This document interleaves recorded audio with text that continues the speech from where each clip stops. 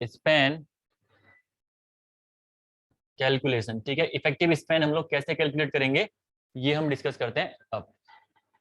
ठीक है, देखिए ये टॉपिक वैसे बीम है, बीम और स्लैब में बहुत कॉमन है। यहाँ पे आपका ये लिखना बीम और स्लैब में वैलिड होगा, बाकी और टॉपिक तो हम बीम में और स्लैब में सेपरेटली डिस्कस भी करेंगे, कुछ कुछ पॉइंट एक्स्ट्रा होते हैं उनमें। ठीक है, लेकिन ये वाला हम लोग इफेक्टिव स्पैन वाला यही डिस्कस कर रहा हूँ, स्लैब का भी पार्ट है ये।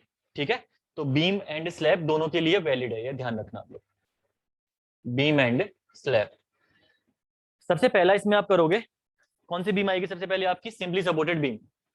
पहली जो बीम यहाँ पे आप डिस्कस करने वाले हो, that beam will be simply supported beam.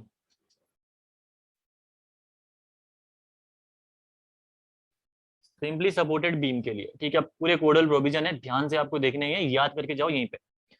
Simply supported beam में पहले सिंपली सपोर्टेड बीम को बना ही लो। ठीक है, ये आपकी सिंपली सपोर्टेड बीम है, this is the simply supported beam. इस सिंपली सपोर्टेड बीम में आपको क्या निकालना है? यहाँ पे इफेक्टिव स्पैन निकालना है। ठीक है, अगर इसका क्रॉस सेक्शन मैं यहाँ पे ड्रॉ करूं तो इसका क्रॉस सेक्शन आप इजिली ड्रॉ कर सकते हो। ठीक है, ये हो गया बीम, और यहाँ पे आपने रेनफोर्समेंट प्रोवाइड कर रखी है। ठीक है, और इफेक्टिव डेप्थ की अगर मैं बात करूं तो effective depth top compression fibre से सेंट्रॉइड ऑफ द रेनफोर्समेंट के बीच की डिस्टेंस होती है, that is small D.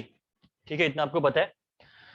Then उसके बाद if W is the width of the support, ये सपोर्ट है आपका, इस सपोर्ट की विड्थ अगर मैं बोल रहा हूँ स्मॉल डब्ल्यू या कैपिटल डब्ल्यू जो भी लेते हो आप, that is the width of the support. ठीक है, तो आपसे बोलेगा वो कि इफेक्टिव स्पैन की वैल्यू कैलकुलेट करके बताइए। ठीक है, जो इनर टू इनर डिस्टेंस है, ये इनर टू इनर डिस्टेंस आपकी कहलाएगी एल नॉट, जो कि आप लोग बोलते हो क्लियर स्पैन। ठीक है, निकालना क्या है यहाँ पे आपको? Effective span. तो जब इफेक्टिव स्पैन आप कैलकुलेट करोगे, यानी एल इफेक्टिव जब आप इसके लिए कैलकुलेट करोगे, तो दो फॉर्मूले निकलेंगे यहाँ पे जो कोड ने आपको स्पेसिफाई कर रखे हैं। एक तो आप खुद ही कैलकुलेट कर सकते हो, कौन सा फॉर्मूला?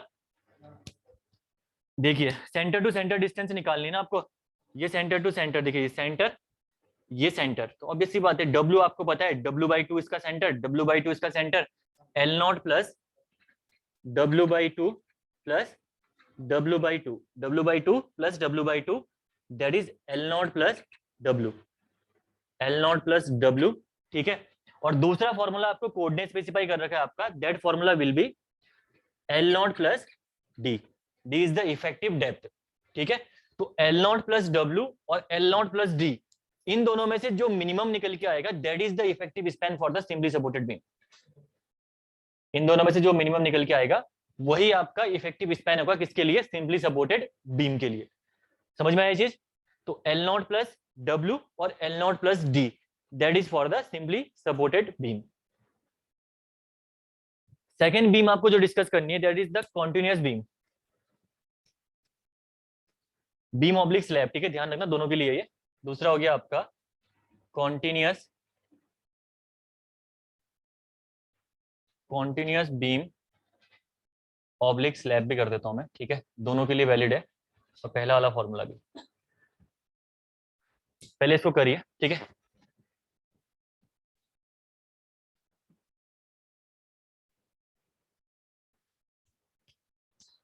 कॉन्टिन्यूअस बीम के केस में दो केस बनते हैं।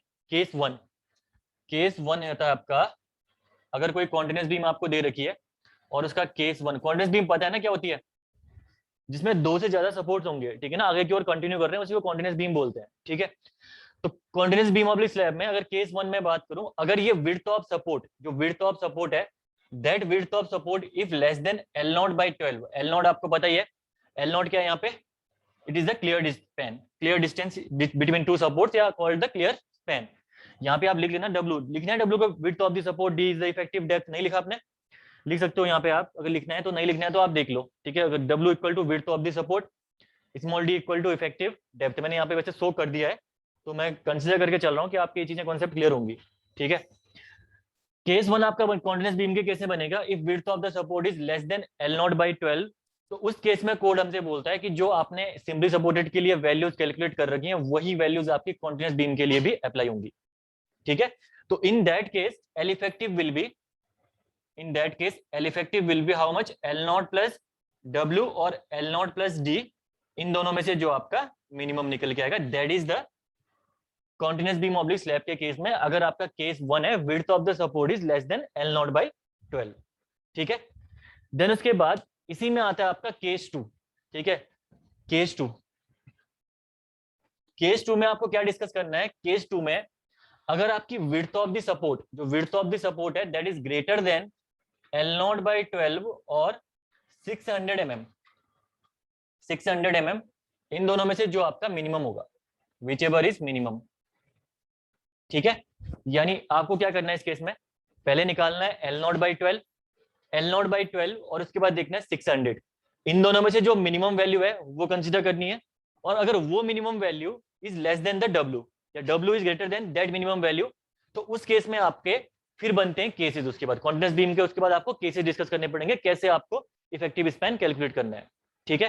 पहले यहां तक करो केस 2 में, उसके बाद A पॉइंट लिखो और B पॉइंट लिखो, उसके बाद मैं उन दोनों पॉइंट को आपको समझाता हूं साथ में।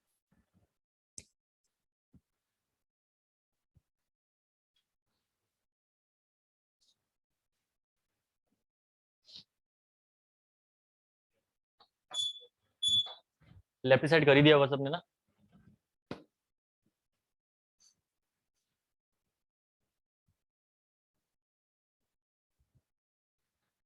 A पॉइंट लिखिएगा इसमें, अगर लिख दिया, ये लिख रहे हो, लिखो लिखो।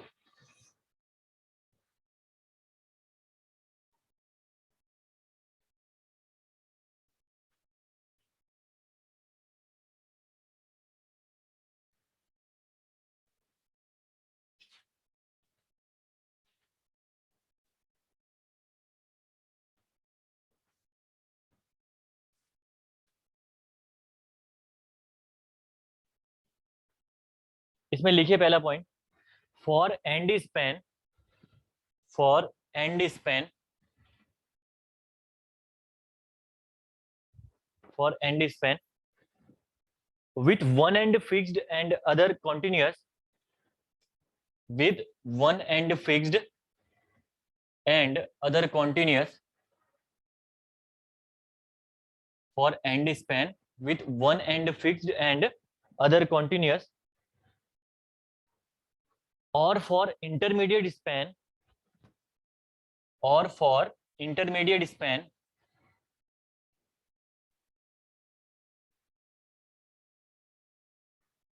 or for intermediate span, effective span equal to clear span, effective span equal to clear span, or for intermediate span, effective span equal to clear span,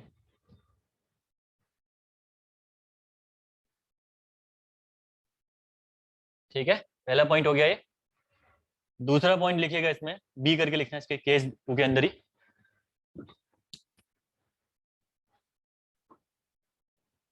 लिखिएगा for one end free, for one end free and other end continuous, for one end free and other end continuous, for one end free and other end continuous, the L effective equal to, L effective equal to L0 plus D by 2, L0 plus W by 2, दोनों में से जो minimum होगा, ये आपको consider करने को बोल रहा है। इसके बाद इफेक्टिव स्पैन, अगर आपका दूसरा केस केस बी है,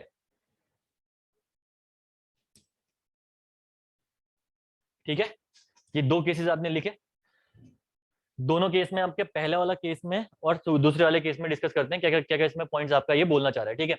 आप देखिए पहला तो इसमें क्लियर स्पैन आप मेंशन कर लीजिए, ये आपका क्लियर स्पैन है, इसको मैं कंसीडर कर रहा हूँ LO1, ये आपका एक और क्लियर स्पैन है, इसको मैं कंसीडर कर रहा हूँ LO2, और ये आपका एक और क्लियर स्पैन है दैट इज LO3। ये तीन क्लियर स्पैन है, इन्हीं तीन क्लियर स्पैन के बारे में यहाँ पे आपको पॉइंट्स गिवन है, ठीक है। पहला पॉइंट इसने अच्छे से पढ़िए, यहाँ पे ये बोल रहा for end span, for end span with one end fixed and other end continuous बोल रहा, ठीक है। यानी one end fixed for end span ये या ये, लेकिन बोल रहा फिक्स है, बोल रहा तो for end span one end fixed and other end continuous, ये वाला end continuous है ना, इसके बाद आपका देखिए और सपोर्ट भी है, तो ये एंड आपका continuous, ये एंड फिक्स, ठीक है। इसके लिए ये बोल रहा और इंटरमीडिएट स्पैन, और इंटरमीडिएट स्पैन बोल रहा। इंटरमीडिएट स्पैन आपका कौन सा हुआ? ऑब्वियसली बात है ये वाला, ये एंड स्पैन है, ठीक है, इसको लिख लो आप, that is the end span. ये भी आपका एंड स्पैन है, and the centre portion is the intermediate span. अब ये इंटरमीडिएट स्पैन आपके कितने भी हो सकते हैं, ठीक है, मैं एक कंसीडर करके चल रहा हूँ।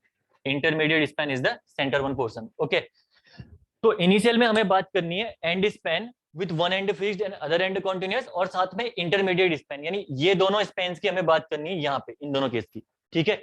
इन दोनों के केस में ये कह रहा है आपका इफेक्टिव स्पैन ही आपका क्लियर स्पैन है, ठीक है। जो आपका क्लियर स्पैन है वही आपका क्या है, इफेक्टिव स्पैन है। अगर मैं आपसे बोलूं इस केस में आप एल इफेक्टिव निकाल के बताइए, इस वाले केस में एल इफेक्टिव, तो ये कितना हो जाएगा, LO1 इस केस में, ठीक है।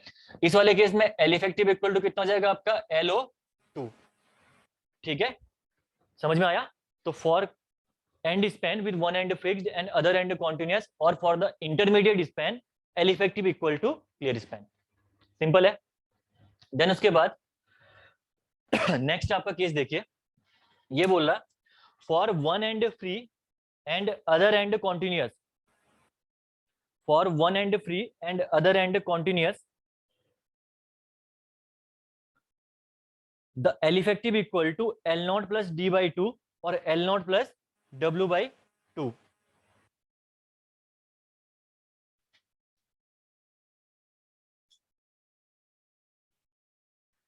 यानी देखिए एंड स्पैन में आपका फ्री एंड कौन सा है, ये एंड है, इसको आपने फिक्स नहीं कर रखा। तो ये बोल रहा for one end free and other end आपका क्या है, continuous. For one end free and other end continuous, in that case effective span equal to the how much, L0 plus D/2 और L0 प्लस W/2, ठीक है।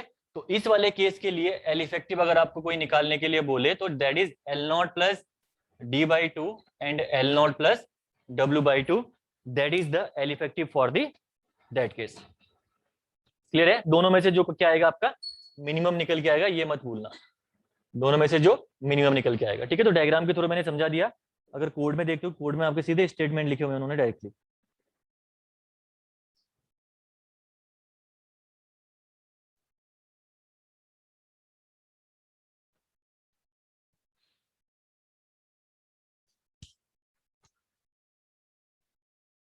ठीक है, दिक्कत है किसी को यहाँ पे?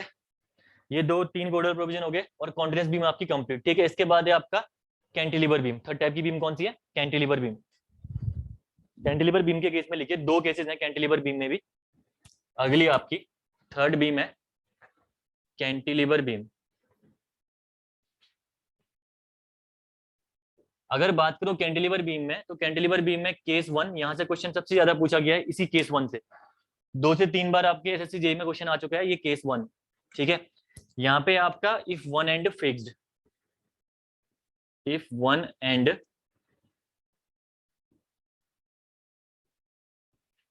फिक्स्ड, ये केस है आपका इफ वन एंड फिक्स्ड। तो वन एंड फिक्स्ड वाला केस आप ऑलरेडी पढ़ते ही हो, ठीक है। ये आपका कैंटिलीवर बीम है। इस कैंटिलीवर बीम में if one and is fix, यानी एक एंड आपने फिक्स कर रखा है, और एक एंड फिक्स करने के बाद आपको यहाँ पे एल इफेक्टिव बतानी है कि एल इफेक्टिव आपकी कितनी होगी, ठीक है। तो यहाँ पे देखिए इफेक्टिव डेप्थ इसकी ये कंसिडर कर रहा हूँ मैं टोटल स्मॉल डी, ठीक है। कहीं पर रेनफोर्समेंट होगी लेकिन मैं यहाँ पे स्मॉल डी यही कंसिडर कर रहा हूँ, ठीक है, क्योंकि मुझे रेनफोर्समेंट नहीं दिख रही। और दूसरा मैं यहाँ पे कंसिडर कर रहा हूँ ये आपका L0, that is the L0, ठीक है। तो अगर ये केस बनता है कि if one end fixed and other end free, तो उस केस में आपका एक ही फॉर्मूला है, L effective equal to L0 plus D/2। कुछ नहीं अप्लाई करना इसके अलावा आपको, बस L0 प्लस D/2 कर दीजिए और आपका इफेक्टिव स्पैन कैलकुलेट होकर आ जाएगा। बहुत बार एग्जाम में, ठीक है, बता दिया मैंने आपको, 2 से 3 बार एग्जाम में आपके एसएससी जेईई में पूछा है यही कॉन्सेप्ट, ठीक है।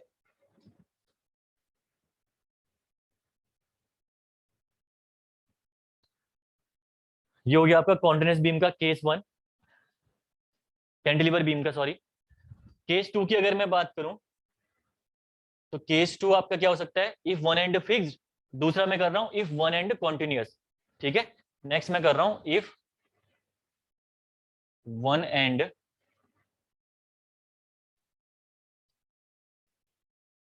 कॉन्टिन्यूअस, ठीक है, इफ वन एंड कॉन्टिन्यूअस। तो वन एंड कॉन्टिन्यूस वाला केस कैसा हो सकता है आपका, कैंटिलीवर आपका ओवरहैंग जैसा होगा, ठीक है।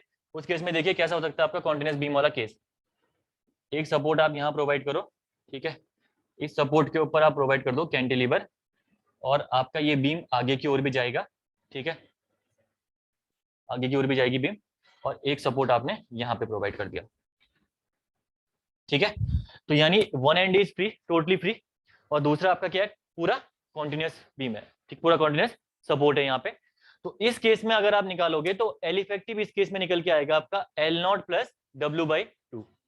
यहाँ पे आपका एल इफेक्टिव कैलकुलेट होगा एल नॉट प्लस W/2, एक ही फॉर्मूला इस केस में भी, वन एंड कॉन्टिन्यूस वाले केस में भी। आपका कॉन्टिन्यूस एंड कौन सा आपका, कॉन्टिन्यूस आपका ये वाला एंड हुआ ना, ये हो गया आपका कॉन्टिन्यूस, ये हो गया कॉन्टिन्यूस एंड, ठीक है, यहाँ से आपकी बीम आगे भी बढ़ रही है, और कैंटिलीवर वाला एंड आपका ये वाला पोर्शन हो गया, ठीक है, that is the cantilever portion, cantilever portion आपका ये हो गया। सिमिलर वे आपका एल नॉट यहाँ से ये कंसीडर करोगे आप, डी आप यहाँ से ये कंसीडर करोगे, और एल इफेक्टिव आपको यहाँ पे कैलकुलेट करना है, ठीक है।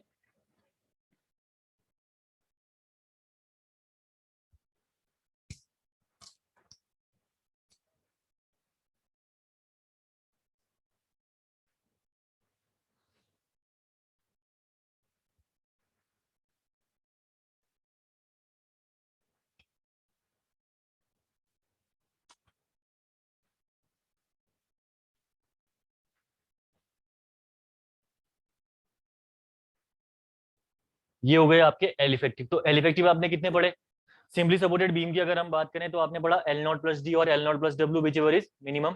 सेकंड आपने पढ़ा कॉन्टिन्यूस बीम, कॉन्टिन्यूस बीम के केस में अगर आपका width of the support is less than L not by 12, तो उस केस में आपका जो सिंपली सपोर्टेड बीम का था सिमिलर रहेगा आपका इफेक्टिव स्पैन कॉन्टिन्यूस का भी। देन आपने केस 2 डिस्कस किया जहां पे L not is greater then W is greater then L not by 12 और 600 विच एवर इज मिनिमम। अगर वो केस आपका सेटिस्फाई होता है तो उस केस में आपने पढ़ा कि one end fixed and other is continuous. Then आपने पढ़ा था one end free and other is continuous. तो जो एंड फ्री वाला एंड है और वहां से कॉन्टिन्यूस वाला है, उस केस के लिए आपने पढ़ा एल नॉट प्लस D/2 और एल नॉट प्लस W/2। और फिक्स्ड वाले एंड के लिए आपने क्या पढ़ा, एल नॉट प्लस फिक्स्ड वाले एंड के लिए और इंटरमीडिएट के लिए आपका क्लियर स्पैन ही क्या है, इफेक्टिव स्पैन है, ठीक है।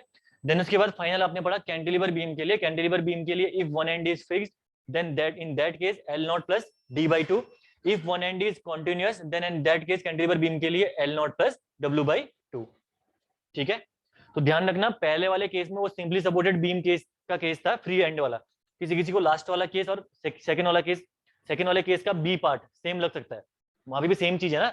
ये बोला for one end free and other and continuous बोल रहा था, ठीक है, लेकिन वहां पे वो कौन सा केस था आपका, वो सिंपली सपोर्टेड का केस बोल रहा था वो ये, ठीक है। कैंटिलीवर के लिए बोलेगा तो मेंशन करके देगा कि भाई कैंटिलीवर का one end free and other and is continuous, ठीक है, कंफ्यूज मत होना दोनों केसों में। तो ये हो गया आपका इफेक्टिव स्पैन कैलकुलेशन। देन उसके बाद नेक्स्ट हेडिंग डालिएगा इसके बाद चेक फॉर डिफ्लेक्शन, अगली हेडिंग डालिए इसके बाद चेक फॉर डिफ्लेक्शन। किसी को प्रॉब्लम तो नहीं इसमें, ठीक है, हेडिंग डालिए चेक फॉर डिफ्लेक्शन।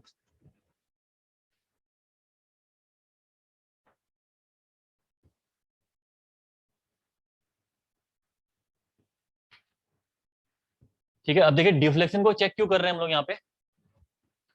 डिफ्लेक्शन पहले बताइए कौन से क्राइटेरिया के अंदर आता है आपका, यस यही रीजन है आपका चेक फॉर डिफ्लेक्शन।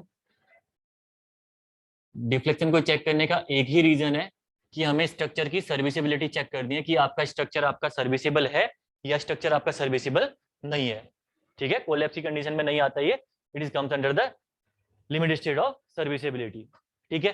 कोड में 4 चीजें इन्होंने लिखी हुई हैं जिसके लिए हम लोग डिफ्लेक्शन चेक करते हैं। एक बार क्वेश्चन पूछ चुका है एसएससी जेईई में, इसने बोला कि डिफ्लेक्शन जो हम चेक करते हैं किस किस कंडीशंस के लिए, मतलब कौन कौन सी कंडीशंस आपके लिए अगर डिफ्लेक्शन चेक करोगे तो कौन कौन सी कंडीशंस आपकी लिमिट में रहनी चाहिए, ठीक है। देखिए डिफ्लेक्शन अगर आप चेक करते हो तो 4 चीजें ऐसी हैं जो इंपॉर्टेंट होती है यहाँ पे, ठीक है। एक्सेसिव डिफ्लेक्शन से आपका स्ट्रक्चर का अपीयरेंस खराब हो सकता है, ठीक है, ये कोड में पॉइंट पॉइंट लिखा हुआ है, आपका अपीयरेंस आपका स्ट्रक्चर का खराब हो सकता है। सेकेंड आपके स्ट्रक्चर की एफिशिएंसी आपकी क्या हो सकती है, एफिशिएंसी आपकी रिड्यूस हो सकती है। थर्ड आपके इससे पार्टीशन जो होते हैं, ठीक है, जो पार्टीशन आपने बना रखे हैं वो पार्टीशन क्या हो सकते हैं आपके अफेक्ट हो सकते हैं। ठीक है, या आपका फिनिशिंग, चौथी आपकी हो सकती है फिनिशिंग। ये 4 पॉइंट आपको ध्यान रखना है, ठीक है, ये क्वेश्चन एग्जाम में पूछा गया है, क्योंकि कोड में ये चीजें मेंशन है कि जब आपका डिफ्लेक्शन होता है तो डिफ्लेक्शन के कौन कौन सी चीजें अफेक्ट करती हैं। तो डिफ्लेक्शन से एक तो स्ट्रक्चर का आपका क्या करेगा, अपीयरेंस अफेक्ट करेगा, ठीक है। सेकेंड आपका एफिशिएंसी अफेक्ट करेगी, पार्टीशन, फिनिशिंग, ठीक है, ये 4 चीजें अफेक्ट करती हैं। फिनिशिंग कैसे अफेक्ट करेगी, यहाँ पे डिफ्लेक्शन है क्या, बीम आपकी डिफ्लेक्ट हो रही है, बेंड हो रही है ना, उसी को डिफ्लेक्शन आप लोग बोल रहे हो, ठीक है। जैसे आपने क्या है, ये यहाँ पे आपका कोई डोर है, इस डोर में ऑब्वियसली बात है आपने फिनिशिंग कर रखी होगी, इस डोर के ऊपर आपने क्या प्रोवाइड कर दिया, बीम प्रोवाइड कर दिया। जब बीम प्रोवाइड करोगे तो बीम आपकी क्या हो जाएगी, यहाँ से डिफ्लेक्शन से बेंड हो जाएगी, ठीक है, ये आपकी बीम बेंड हो गई। तो जब बीम बेंड हो गई तो आप देखिए जो ओपन वाला रीजन है वहां तक ये बीम पहुंच गई नीचे। तो इसका मतलब क्या है, जो ओपनिंग में यहाँ पे फिनिशिंग थी, इस फिनिशिंग को इसने क्या कर दिया, यहाँ पे खराब कर दिया, या फिनिशिंग इसने क्या कर दी, यहाँ पे अफेक्ट कर दी, ठीक है। तो डिफ्लेक्शन से आपकी फिनिशिंग भी अफेक्ट होती है, ठीक है ना।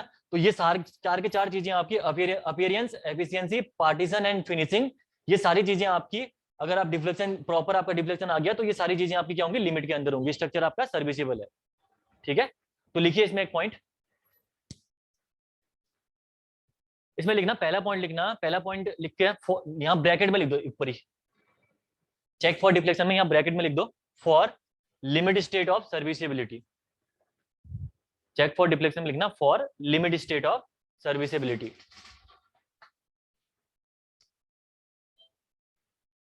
देन इसमें लिखना पहला पॉइंट, उसके बाद deflection of a structure, deflection of a structure,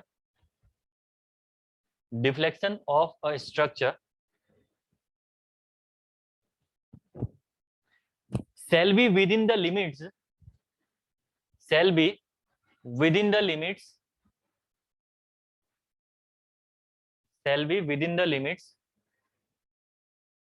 so that, so that number one appearance, number 1 appearance लिखा है आगे ऊपर, अपीयरेंस, दूसरा आपका एफिशिएंसी, दूसरा है आपका एफिशिएंसी, थर्ड है आपका फिनिशिंग, थर्ड है आपकी फिनिशिंग, और फोर्थ है आपका पार्टीशन, फोर्थ है पार्टीशन।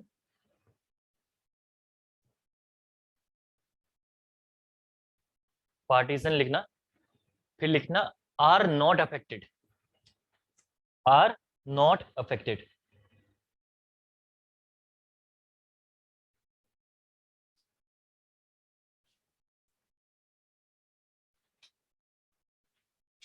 ठीक है। पहला आप पढ़ोगे चेक फॉर डिफ्लेक्शन, इसके बाद आपको डिफ्लेक्शन कंट्रोल कैसे करना है वो डिस्कस करेंगे हम लोग, ठीक है ना। ये आपका डिफ्लेक्शन चेक करना है कि आपके स्ट्रक्चर में डिफ्लेक्शन आ रखा है या नहीं आ रखा है, ठीक है। तो ये 4 चीजें इंपॉर्टेंट है, मैंने बता दिया आपको पहले ही, स्टार मार्क कर लेना, क्वेश्चन में एग्जाम पूछा है एग्जाम में, क्योंकि कोड में लिखी हुई है 4 की 4, ठीक है। देन उसके बाद अब देखिए लिमिट्स, अब जो आपको लिमिट्स दी गई है डिफ्लेक्शन की, आप हेडिंग डालिए इसके नीचे limits, very important, star mark कर लीजिए। एक लिमिट का क्वेश्चन आपका एसएससी जेई में 15 से 20 बार आया हुआ है, एक लिमिट का क्वेश्चन 15 से 20 बार, मतलब जब से एसएससी जेई का एग्जाम हो रहा है लगभग लगभग, पहले हर हर हर ईयर में आता था वो क्वेश्चन, ठीक है ना। तो इसमें लिखना पहला, पहला लिखना द फाइनल डिफ्लेक्शन, लिमिट में लिखना द फाइनल डिफ्लेक्शन, और फाइनल डिफ्लेक्शन को अंडरलाइन कर लो, फाइनल डिफ्लेक्शन, ब्रैकेट में लिखना due to all loads, final deflection due to all loads,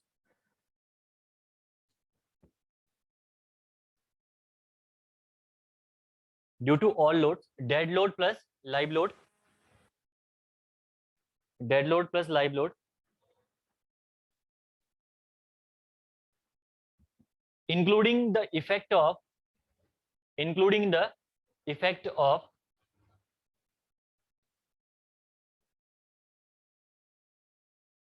temperature, temperature, creep and shrinkage, temperature, creep and shrinkage, measured from cast level of support, measured from cast level of support,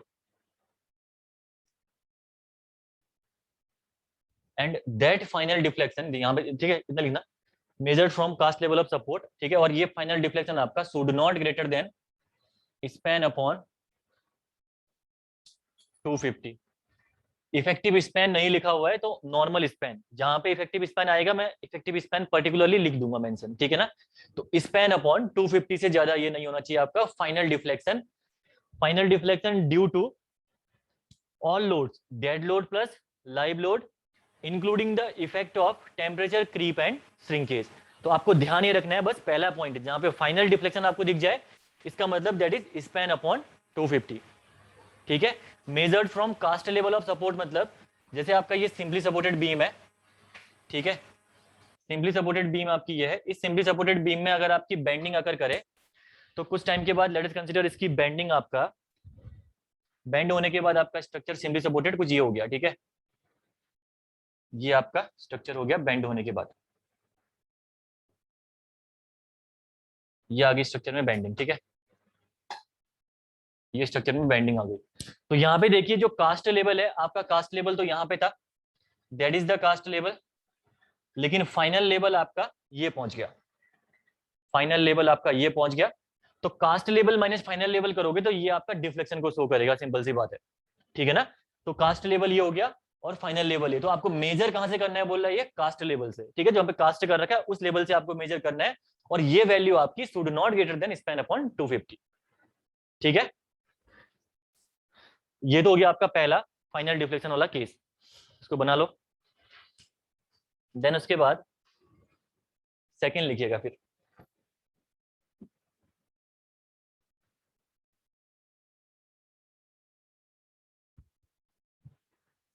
अगला लिखिए।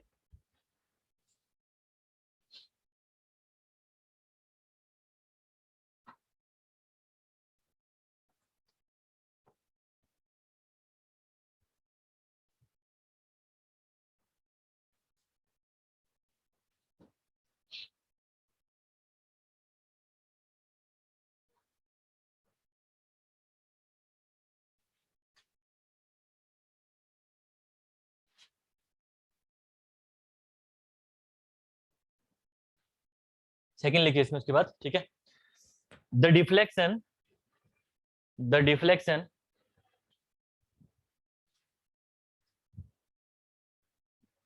After application of, after application of, the deflection after application of erection of partition, erection of partition, erection of partition and application of flooring, and application of flooring, bracket में लिखिएगा dead load plus super imposed dead load, dead load plus super imposed dead load,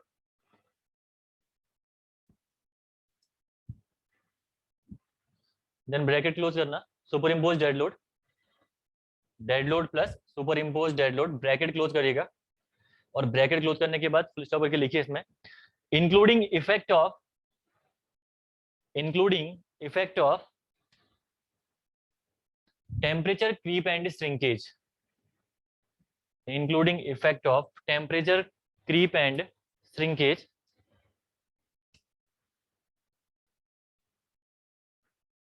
and the value should be, ये आपका जो value है that should not greater than span upon कितने है 350, that should not greater than span upon 350, ठीक है। और 20 mm, और 20 mm which ever is less,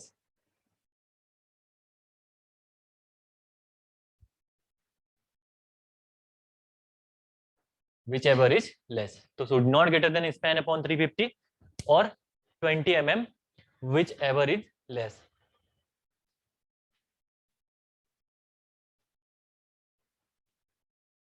ठीक है। तो एक चीज यहाँ पे समझ में आई आपको, स्पैन अपॉन 350 और 20 mm, यानी कोड ने आपको लिमिट दे रखी है भाई, यानी dead load plus super impose dead load की वजह से कभी भी वैल्यू आपकी 20 mm से ज्यादा नहीं जानी चाहिए। ये आपका फाइनल डिफ्लेक्शन है परमिटेड, ठीक है ना।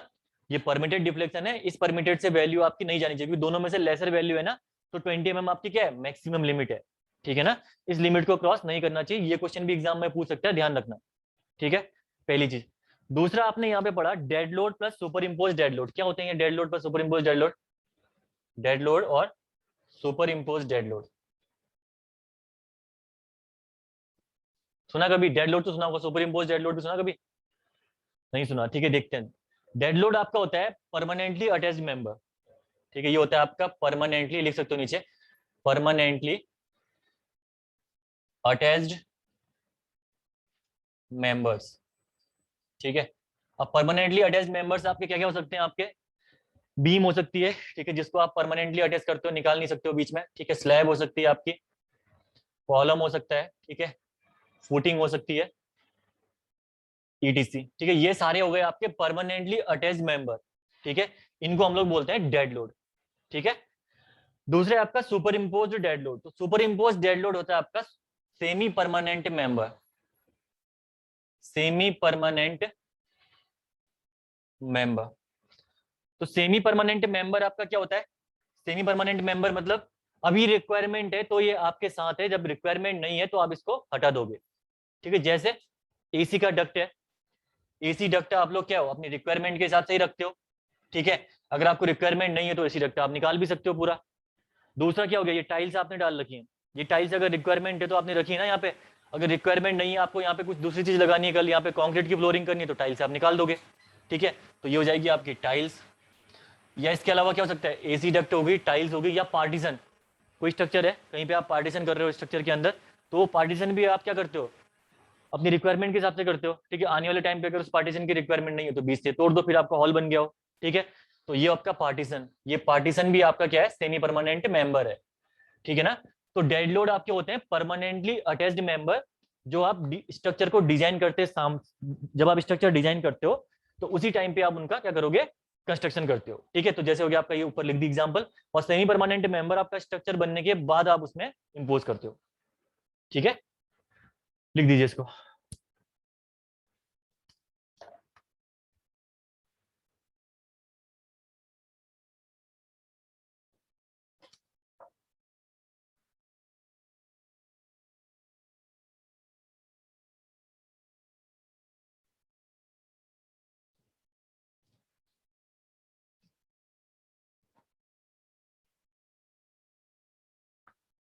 ये तो हो गया आपका चेक फॉर डिफ्लेक्शन, ठीक है। डिफ्लेक्शन आपका ऐसे चेक कर सकते हो बीम्स में, okay.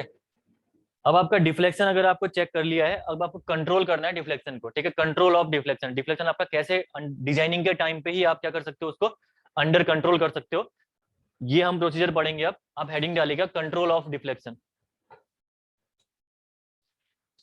Control of deflection, deflection को कंट्रोल हम लोग कैसे करेंगे, this is the most important topic of this portion.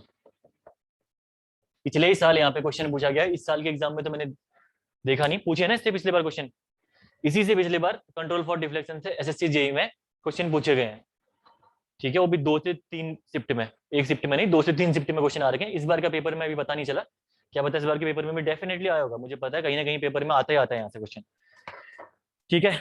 Easy सा है, ज्यादा कुछ नहीं है, ठीक है। डिफ्लेक्शन को कंट्रोल करने के लिए एक बहुत इंपॉर्टेंट टर्म है, उसको हम लोग बोलते हैं एस्पेक्ट रेशियो। आप हेडिंग डालिए इसके नीचे, एस्पेक्ट रेशियो, ए, एस्पेक्ट रेशियो, ये हम लोग बोलते हैं ए वैल्यू भी इसको हम लोग बोलते हैं, ठीक है। ये आपको ए वैल्यू के नाम से भी दिखेगा बहुत सी जगह में, इसी को हम लोग बोलते हैं एस्पेक्ट रेशियो। कोड ने क्या कर रखा है, कोड ने आपको डिफरेंट डिफरेंट एस्पेक्ट रेशियो की वैल्यूज आपको दे रखी है, ठीक है। और जो एस्पेक्ट रेशियो आप कैलकुलेट करोगे उसकी वैल्यू जो कोड ने दे रखी है उससे कम आनी चाहिए, इसका मतलब है स्ट्रक्चर आपका, स्ट्रक्चर में डिफ्लेक्शन अगर नहीं करेगा, ठीक है, समझ में आया। अब ये होता क्या है एस्पेक्ट रेशियो, ये आपका कुछ नहीं होता है, स्पैन अपॉन डेप्थ का रेशियो है, L/D का रेशियो ही आपका क्या है, एस्पेक्ट रेशियो, ठीक है। करते कैसे हैं इसको, पहले इसके बारे में लिखिए, एस्पेक्ट रेशियो के बारे में। रेशियो ऑफ, ये एस्पेक्ट रेशियो के बारे में भी एग्जाम में पूछा है, इसमें लिखना ratio of span to effective depth, ratio of span to effective depth. एक काम करना, एस्पेक्ट रेशियो आप ना, हाँ ठीक है सही है, चलो। Ratio of span to effective depth is called aspect ratio, is called aspect ratio. Then ठीक है, ये हो गया एस्पेक्ट रेशियो। एस्पेक्ट रेशियो की वैल्यूज आपको दे रखी है एग्जाम में, अभी देखते हैं थोड़ी देर में इनको। इसके नीचे ही एक पॉइंट लिखना, if following provisions are considered, if following provisions are considered, if following provisions are considered in design, if following provisions are considered in design, the deflection shall be considered within limit, the deflection shall be considered within limit।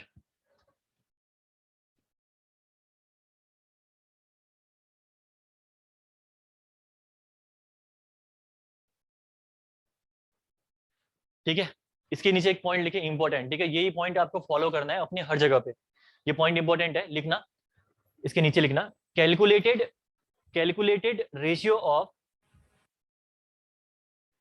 Calculated ratio of span to effective depth, calculated ratio of span to effective depth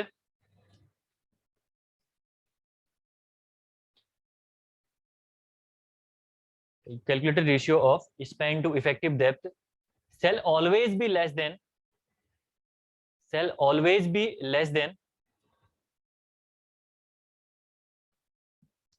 basic ratio of, basic ratio of span to effective depth, basic ratio of span to effective depth। ठीक है, समझ में आया क्या बोलना चाह रहा है ये? यानी जो एस्पेक्ट रेशियो आप कैलकुलेट करोगे वो एस्पेक्ट रेशियो हमेशा कम होना चाहिए जो आपका बेसिक एस्पेक्ट रेशियो आपको गिवन होगा, ये कहना चाह रहा है ये। ठीक है ना। अब देखिए एस्पेक्ट रेशियो की जो वैल्यूज हैं, वो एस्पेक्ट रेशियो की वैल्यूज यहाँ पे कैंटिलीवर के लिए सभी के लिए दे रखी है आपको। देखिए ए वैल्यूज पहले तो होती क्या है, ए वैल्यूज आपको जो दे रखी है कैंटिलीवर, ठीक है, इंपॉर्टेंट है ये ए वैल्यूज, डायरेक्टली एग्जाम में पूछेगा। ठीक है, कैंटिलीवर, दूसरा है आपका सिंपली सपोर्टेड बीम, तीसरा है आपका कॉन्टिन्यूअस बीम, तीसरा है आपका कॉन्टिन्यूअस बीम। अगर मैं बात करूं कैंटिलीवर के लिए, तो कैंटिलीवर के लिए जो ए वैल्यू आपको मेंशन है वो ए वैल्यू है 7, सिंपली सपोर्टेड बीम के लिए आपकी वैल्यू है 20, कॉन्टिन्यूअस बीम के लिए कितनी है 26। ये तीन वैल्यूज आपके एस्पेक्ट रेशियो दे रखी है। अगर कभी भी कैंटिलीवर बीम आपको दे रखी है डिजाइन करने के लिए, आपसे बोला डिफ्लेक्शन चेक करिए, तो हमेशा जो एस्पेक्ट रेशियो आप कैलकुलेट करोगे, यानी L/D से जो एस्पेक्ट रेशियो आप कैलकुलेट करोगे, वो एस्पेक्ट रेशियो हमेशा 7 से क्या आना चाहिए, कम आना चाहिए, तब आपका कैंटिलीवर बीम सेफ है डिफ्लेक्शन में। ठीक है, सिंपली सपोर्टेड बीम के केस में जो एस्पेक्ट रेशियो है वो आपका कम आना चाहिए 20 से, कॉन्टिन्यूअस बीम के केस में 26 से या 26 से आपका रेशियो कम आना चाहिए। ठीक है, यानी सिंपल सी बात है, ये कह रहा है आपका एस्पेक्ट रेशियो, ठीक है, aspect ratio calculated should less than the aspect, यहां पे आप लिख सकते हो basic aspect ratio, basic aspect ratio.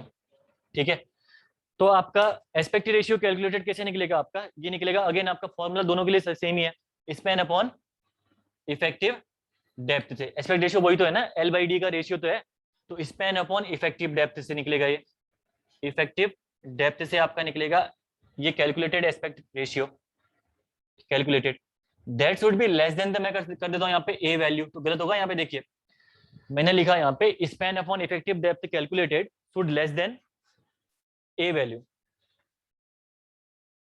Should less than equal to a value भी आप कर सकते हो इसको, इसको भी आप aspect ratio should less than equal to, तो गलत लिखा मैंने, सही है, सिंपल सी बात है। अगर ये क्राइटेरिया आपका फुलफिल कर रहा है तो इसका मतलब है आपका जो बीम है उसमें आपका कोई भी डिफ्लेक्शन आपका अकर नहीं कर रखा है, अगर आपका ये क्राइटेरिया आपका फुलफिल कर रहा है।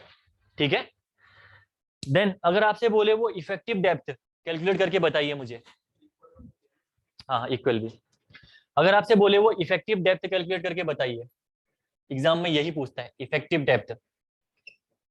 अब यहीं से क्वेश्चन बनेगा आपका, देखिए इफेक्टिव डेप्थ आप निकालोगे तो इफेक्टिव डेप्थ में यहां लेके जा रहा हूं, ये हो जाएगा आपका greater than equal to span upon a value, है ना, ये हो जाएगा आपका इफेक्टिव डेप्थ का फॉर्मूला। इसी फॉर्मूला से मैंने निकाला जो आपका basic.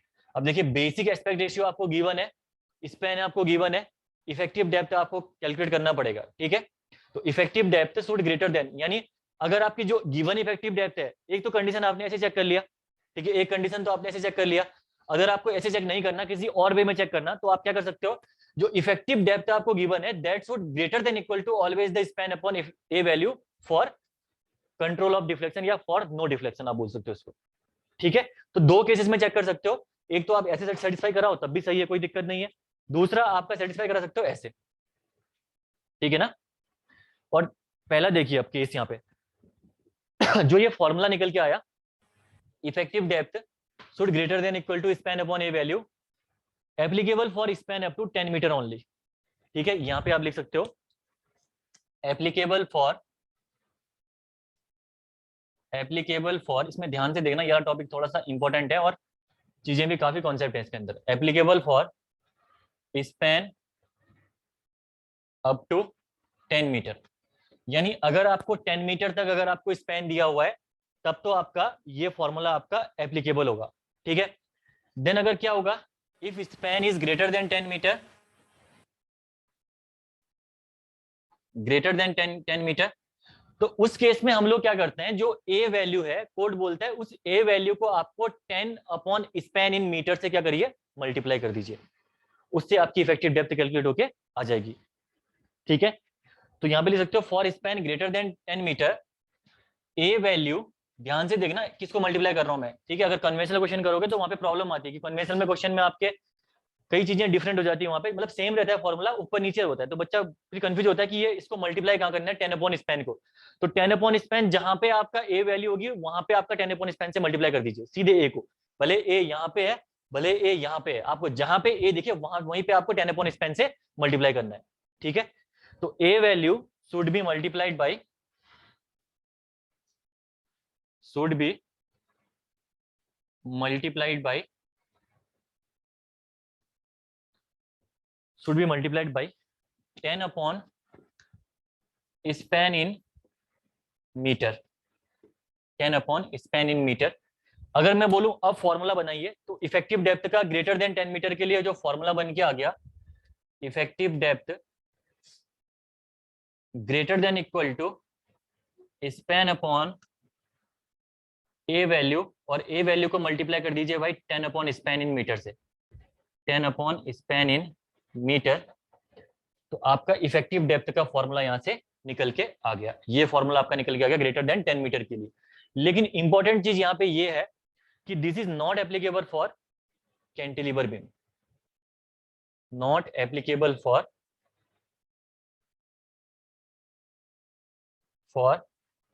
Cantilever beam. Cantilever beam के लिए एप्लीकेबल नहीं है, इसका मतलब क्या है कि कैंटिलीवर बीम हम लोग यहाँ पे 10 मीटर से ऊपर के लिए डिजाइन करेंगे ही नहीं, क्योंकि उसमें बहुत हाई डिफ्लेक्शन होता है। स्लैब में मैं आपको प्रूव करके बताऊंगा कि कैंटिलीवर में यही पॉइंट मैं आपको स्लैब में प्रूव करके बताऊंगा, ठीक है। वहीं पे भी आने वाला ये टॉपिक, तो वहां पे मैं आपको ये पॉइंट आपका प्रूव करके बताऊंगा कि कैसे आपका कैंटिलीवर के लिए ये फॉर्मूला वैलिड नहीं है। तो ये फॉर्मूला किस किस के लिए वैलिड हो गया आपका, एक तो सिंपली सपोर्टेड बीम के लिए, दूसरा आपका कॉन्टिन्यूस बीम के लिए। तो simply supported beam and continuous beam के लिए सिर्फ वैलिड है ये वाला फॉर्मूला, वैलिड फॉर। क्लियर है सबको, किसी को दिक्कत कहीं पे, ये दो फॉर्मूले हैं। अब आपको एग्जाम में देखना है कि स्पैन आपको कितना गिवन है। अगर स्पैन आपको 10 मीटर से कम गिवन है तो इसका मतलब ये वाला पहला फॉर्मूला लगाइए, डायरेक्टली निकाल के दे दीजिए आंसर। अगर आपको स्पैन की वैल्यू ग्रेटर देन 10 मीटर है तो आप सेकंड फॉर्मूला लगाइए, यहाँ से आप डायरेक्टली आंसर निकाल के दे दीजिए, ठीक है। तो कुछ भी पूछ सकता है आपसे एग्जाम में, ध्यान रखना, ठीक है। क्वेश्चन हम करते हैं यहाँ पे, 3-4 क्वेश्चन हम लोग यहाँ पे देख लेते हैं, फटाफट एग्जाम्पल देखते हैं इसके, ठीक है। सेंटर का हटा दूं,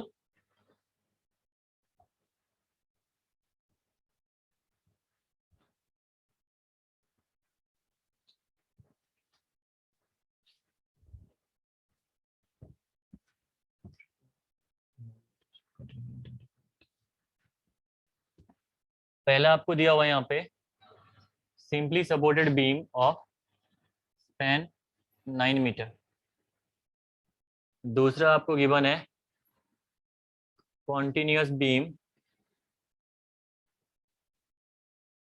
ऑफ स्पैन 24 मीटर। थर्ड है आपका cantilever beam of span 7 metre. इन सभी के लिए मुझे आप जरा इफेक्टिव डेप्थ की वैल्यू कैलकुलेट करके बताइए फटाफट। इफेक्टिव डेप्थ रिक्वायर्ड मैं कर रहा हूँ यहाँ पे, ठीक है। इफेक्टिव डेप्थ रिक्वायर्ड, फटाफट बताइए मुझे। सिंपल सिंपल है केसेस सारे सारे। यहाँ पे आपको कैसे निकालना है इफेक्टिव डेप्थ, यहाँ पे कैसे निकालना है, यहाँ पे कैसे निकालना है।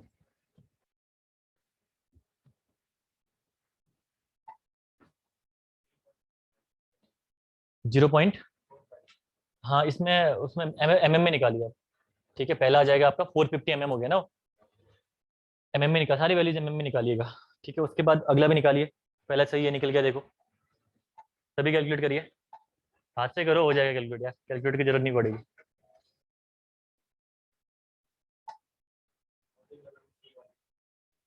सी वाला 1000 mm, yes right, good. Second भी निकाल लीजिए।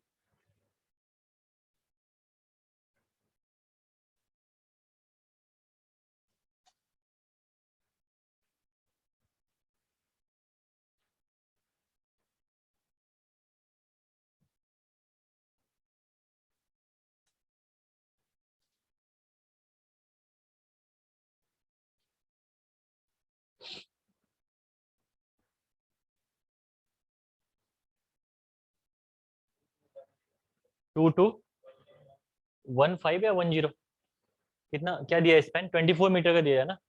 10 ना 15 पर है, देखना 15 ना। हाँ तो 2215 आ रहा अगला।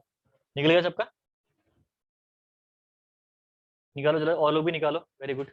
बाकी और भी निकालिए, फटाफट निकालिए इसको। देखिए कॉन्सेप्ट के साथ क्वेश्चन अप्लाई करना सीखिए, कुछ भी नहीं है क्वेश्चन हो।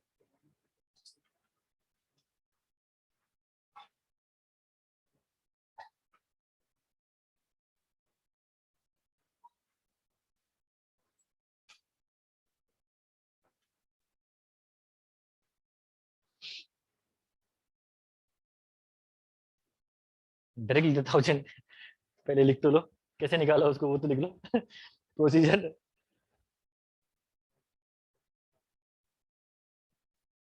यहाँ देखो, सिम्पली सपोर्टेड बीम के लिए पहला 9 मीटर दिया हुआ है आपको, ठीक है। Aspect ratio simply supported beam के लिए पता है 20 है आपका। इफेक्टिव डेप्थ कैलकुलेट करनी है, और मैंने बोला अप टू 10 मीटर के लिए फॉर्मूला ये अप्लाई करना है। तो effective depth small d equal to हो जाएगा डायरेक्टली आपका formula span upon a value. A value जब होगा तो स्पैन आपका दिया हुआ है 9 मीटर, 9000 mm हो गया ये। ए वैल्यू इसके लिए दी हुई है 20, पीछे लिखा रखी है, ये हो गया 450 mm। 450 mm पहला केस। तीसरा केस देखिए कैंटिलीवर बीम के लिए। कैंटिलीवर बीम के लिए अगेन आपका 7 मीटर का स्पैन है, फॉर्मूला वही है, effective depth equal to span upon a value. Span upon a value, span आपको दिया हुआ है 7000 mm का। ए वैल्यू की अगर मैं बात करूं तो कैंटिलीवर के लिए कितनी होती है, 7 ना, 7 होती है ए वैल्यू, ठीक है। तो ए आपका 7 होगी, 1000 mm आपका इसका आंसर निकल के आ गया, ठीक है। ये हो गया आपका cantilever beam of span 7 metre. Second case देखिए, continuous beam of span 24 metre के लिए। अब आपको पता है ग्रेटर देन 10 मीटर के लिए फॉर्मूला आपका कौन सा एप्लीकेबल होगा, ये वाला फॉर्मूला एप्लीकेबल होगा।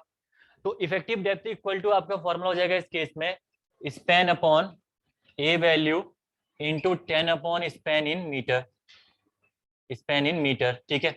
यानी स्पैन आपका कितना दिया हुआ है 24,000 का।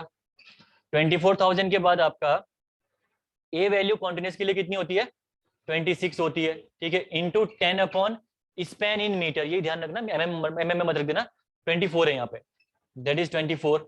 जब इसको सॉल्व करोगे तो ये आएगा आपका 2215 ना, दैट इज एमएम। सिंपल सा क्वेश्चन था, कुछ नहीं है। ऐसे ही क्वेश्चन एग्जाम में पूछेगा, ठीक है, ध्यान रखना है आपको कि कैसे आपको इनको सॉल्व करना है। इजी है, दिक्कत नहीं है। ऐसे सिंपल सिंपल क्वेश्चन आएंगे। डेरिवेशन जो बड़े करा रखे हैं पीछे, डेरिवेशन टी बी मी बीम वाले, ऑब्जेक्टिव पर्सपेक्टिव मेरे हिसाब से उनको थोड़ा सा स्किप ही कर लेना, ठीक है ना। ऑब्जेक्टिव वहां की जो कॉन्सेप्चुअल थ्योरी है, बी एफ निकालना, वो मैंने बता रखा है, ऑब्जेक्टिव क्या क्या आता है उसमें से थोड़ा सा छांट देना उस पोर्शन को, ठीक है। और ये वाला सभी पढ़ के जाना है जो अब आ रहा है। इजी चीजें हैं यहाँ पे, ज्यादा डिफिकल्ट नहीं है भाई, बस आपको घर में मेहनत करनी है। आरसीसी आपकी ऑलमोस्ट यूकेपीएससी जेई के लिए काफी अच्छे से कर लोगे आप यहाँ पे। ये हो गया ना। अब है इंपॉर्टेंट चीज, ठीक है। नेक्स्ट है आपका, वो चीजें आपको हर जगह नहीं दिखेंगी, थोड़ा सा इसको हम डिस्कस करते हैं उससे आगे भी चीजें, क्योंकि एसएससी जेई में इससे आगे भी पूछा गया है। वैसे तो यहीं पे खत्म हो गया ये, लेकिन एसएससी जेई में इससे आगे पूछा गया है क्वेश्चन, तो इससे आगे भी डिस्कस करना है, जिसमें कोड की रिक्वायरमेंट होगी। कोड निकालिए सभी लोग, अगर कोड नहीं है आपके पास तो अगल बगल थोड़ा सा एक बार 2 मिनट के लिए आप ना एक बार वो कर लेना, ठीक है ना, एडजस्ट कर लेना। बाकी आप लोग और लोग भी कोड निकालिएगा, अगल बगल से एडजस्ट हो जाओ। मैं आगे डायग्राम बनाऊंगा, इतनी प्रॉब्लम नहीं आएगी वैसे, लेकिन कहीं पे देखना पड़ जाए तो बता दूंगा आपको कि यहाँ से आप देखिए एक बार। अब हेडिंग डालिए इसमें पहले। अभी तक जब आपने डिफ्लेक्शन निकाला, कहीं पर रेनफोर्समेंट आपने यूज करी है? नहीं करी ना। डिफ्लेक्शन निकालते समय आपने रेनफोर्समेंट यूज किया ही नहीं, लेकिन आपको पता है बीम में रेनफोर्समेंट तो पड़ेगी ही पड़ेगी। तो उसका इफेक्ट क्या पड़ेगा जब आप रेनफोर्समेंट आप यूज करोगे, तो रेनफोर्समेंट का इफेक्ट क्या पड़ेगा और कैसे तब आप डिफ्लेक्शन कैलकुलेट करोगे, जब आप टेंशन रेनफोर्समेंट प्रोवाइड करोगे और जब आप कॉम्प्रेशन रेनफोर्समेंट प्रोवाइड करोगे, तो वो चीजें आप डिस्कस करनी है हमें यहाँ पे, ठीक है। तो हेडिंग डालेगा इसके नीचे। हेडिंग क्या है? इसी के नीचे पॉइंट, मतलब कंट्रोल ऑफ डिफ्लेक्शन के नीचे ही है, मतलब हेडिंग के तौर पे डालना बेस्ड ऑन, पहला पॉइंट लिखना based on tension reinforcement provided, based on tension reinforcement provided in the member, based on tension reinforcement provided in the member, a modification factor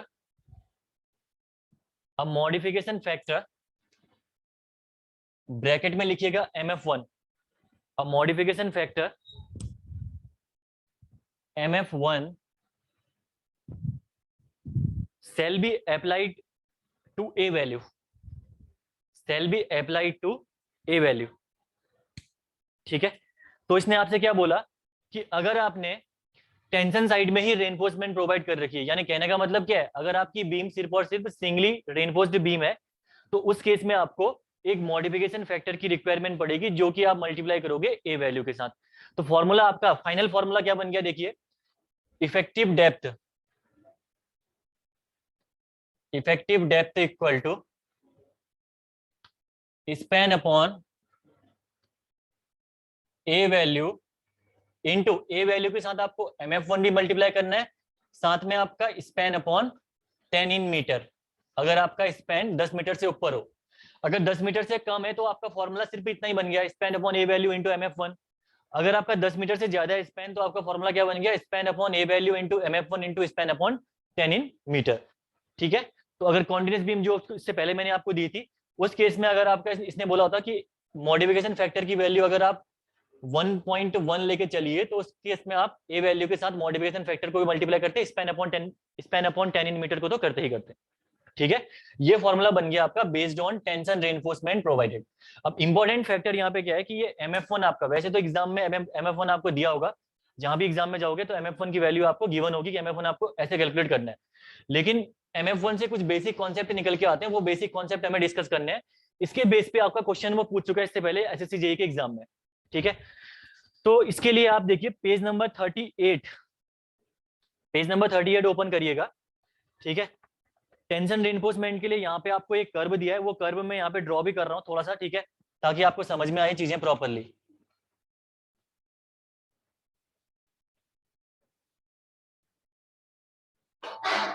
सबसे पहले देखिए क्या हुआ, कोई नहीं, अगर नहीं है कोई दिक्कत नहीं, जिसके पास नहीं है प्रॉब्लम वाली बात नहीं है, आप टेंशन ना लो, यहीं पे से समझा दूंगा मैं। बस पेज नंबर 38 में ध्यान रखना, घर जाके देख लेना एक बार, ठीक है, कोई दिक्कत नहीं आएगी। देखिए एक कर्व बनता है, ये मॉडिफिकेशन फैक्टर कैलकुलेट कैसे करते हैं और किस किस चीज पे ये डिपेंड करता है, एग्जाम में क्वेश्चन उससे बनता है, ठीक है। तो मॉडिफिकेशन फैक्टर निकालने के लिए, मॉडिफिकेशन फैक्टर 1 निकालने के लिए सबसे पहला वाई एक्सिस में आपका होगा मॉडिफिकेशन फैक्टर 1 MF1, ठीक है, और दूसरा आपका एक्स एक्सिस में होगा आपका परसेंटेज ऑफ टेंशन रेनफोर्समेंट, यहाँ पे परसेंटेज ऑफ टेंशन रेनफोर्समेंट, इसके बीच में एक कर्व बनेगा, परसेंटेज ऑफ टेंशन रेनफोर्समेंट, ठीक है। अब देखिए परसेंटेज ऑफ टेंशन रेनफोर्समेंट कैसे कैलकुलेट करते हैं, ये तो आपको पता ही होगा, ठीक है। ये कैसे निकलता है आपका, A परसेंटेज, अगर आपसे कोई बोले निकालिए तो कैसे निकालते हो आप लोग, AST अपॉन BD इंटू 100। अगर आपकी टेंशन रेनफोर्समेंट है तो आप क्या करिए AST ले लीजिए, और अगर आपकी कॉम्प्रेशन रेनफोर्समेंट है तो क्या ले लीजिए आप ASC। ऐसे आपकी निकल के आ जाएगी कितनी परसेंटेज ऑफ रेनफोर्समेंट आपको कैलकुलेट करनी है, ऐसे आप कैलकुलेट इजीली कर लोगे परसेंटेज ऑफ रेनफोर्समेंट। ठीक है, उसके बाद आपका टेंशन रेनफोर्समेंट निकल के आ गई। देन आपको सेकंड उसमें कैलकुलेट करना है FS। ठीक है, अभी बताता हूँ ये FS है क्या। FS में यहाँ पे लिखा हुआ है steel stress of service load.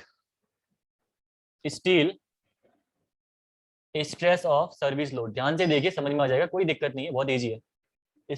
Steel stress of service load in newton पर mm स्क्वायर, इन न्यूटन पर mm स्क्वायर। और इसकी वैल्यू की अगर मैं बात करूं तो लिखा हुआ है यहाँ पे FS निकालने के लिए फॉर्मूला यहाँ पे दिया हुआ है आपको कोड में ही 0.58 FY। ये फॉर्मूला आपका FS निकालने के लिए 0.58 FY। AST रिक्वायर्ड ना, AST provided, AST required, AST required divided by AST provided. ये फॉर्मूला है आपका FS निकालने का, ये फॉर्मूला है ना। ठीक है, तो FS equal to 0.58 FY into AST required upon AST provided. ठीक है, अब ये FS का आपका कर्व कहाँ पे बनेगा, ये FS का कर्व इन्होंने बना रखा है कुछ ऐसे, देखिए कर्व आपका इन्होंने यहाँ पे ड्रॉ कर रखा है कुछ ऐसे, ये कर्व ड्रॉ कर दिया इसने यहाँ पे। ठीक है, तो समझा रहा हूँ अभी, ध्यान से देखिए। ठीक है, बस मैं कर्व ड्रॉ कर रहा हूँ। ये कर्व बन गया आपका दूसरा, थर्ड कर्व यहाँ से इसने ड्रॉ कर दिया कुछ ऐसे, फोर्थ कर्व इसने यहाँ से ड्रॉ कर दिया, और आपका फिफ्थ कर्व इसने यहाँ से। देखिए एग्जैक्टली तो बनेगा नहीं है, बस समझाने के लिए यहाँ पे बना रहा हूँ कर्व। ठीक है, ये बन गया इसका कर्व।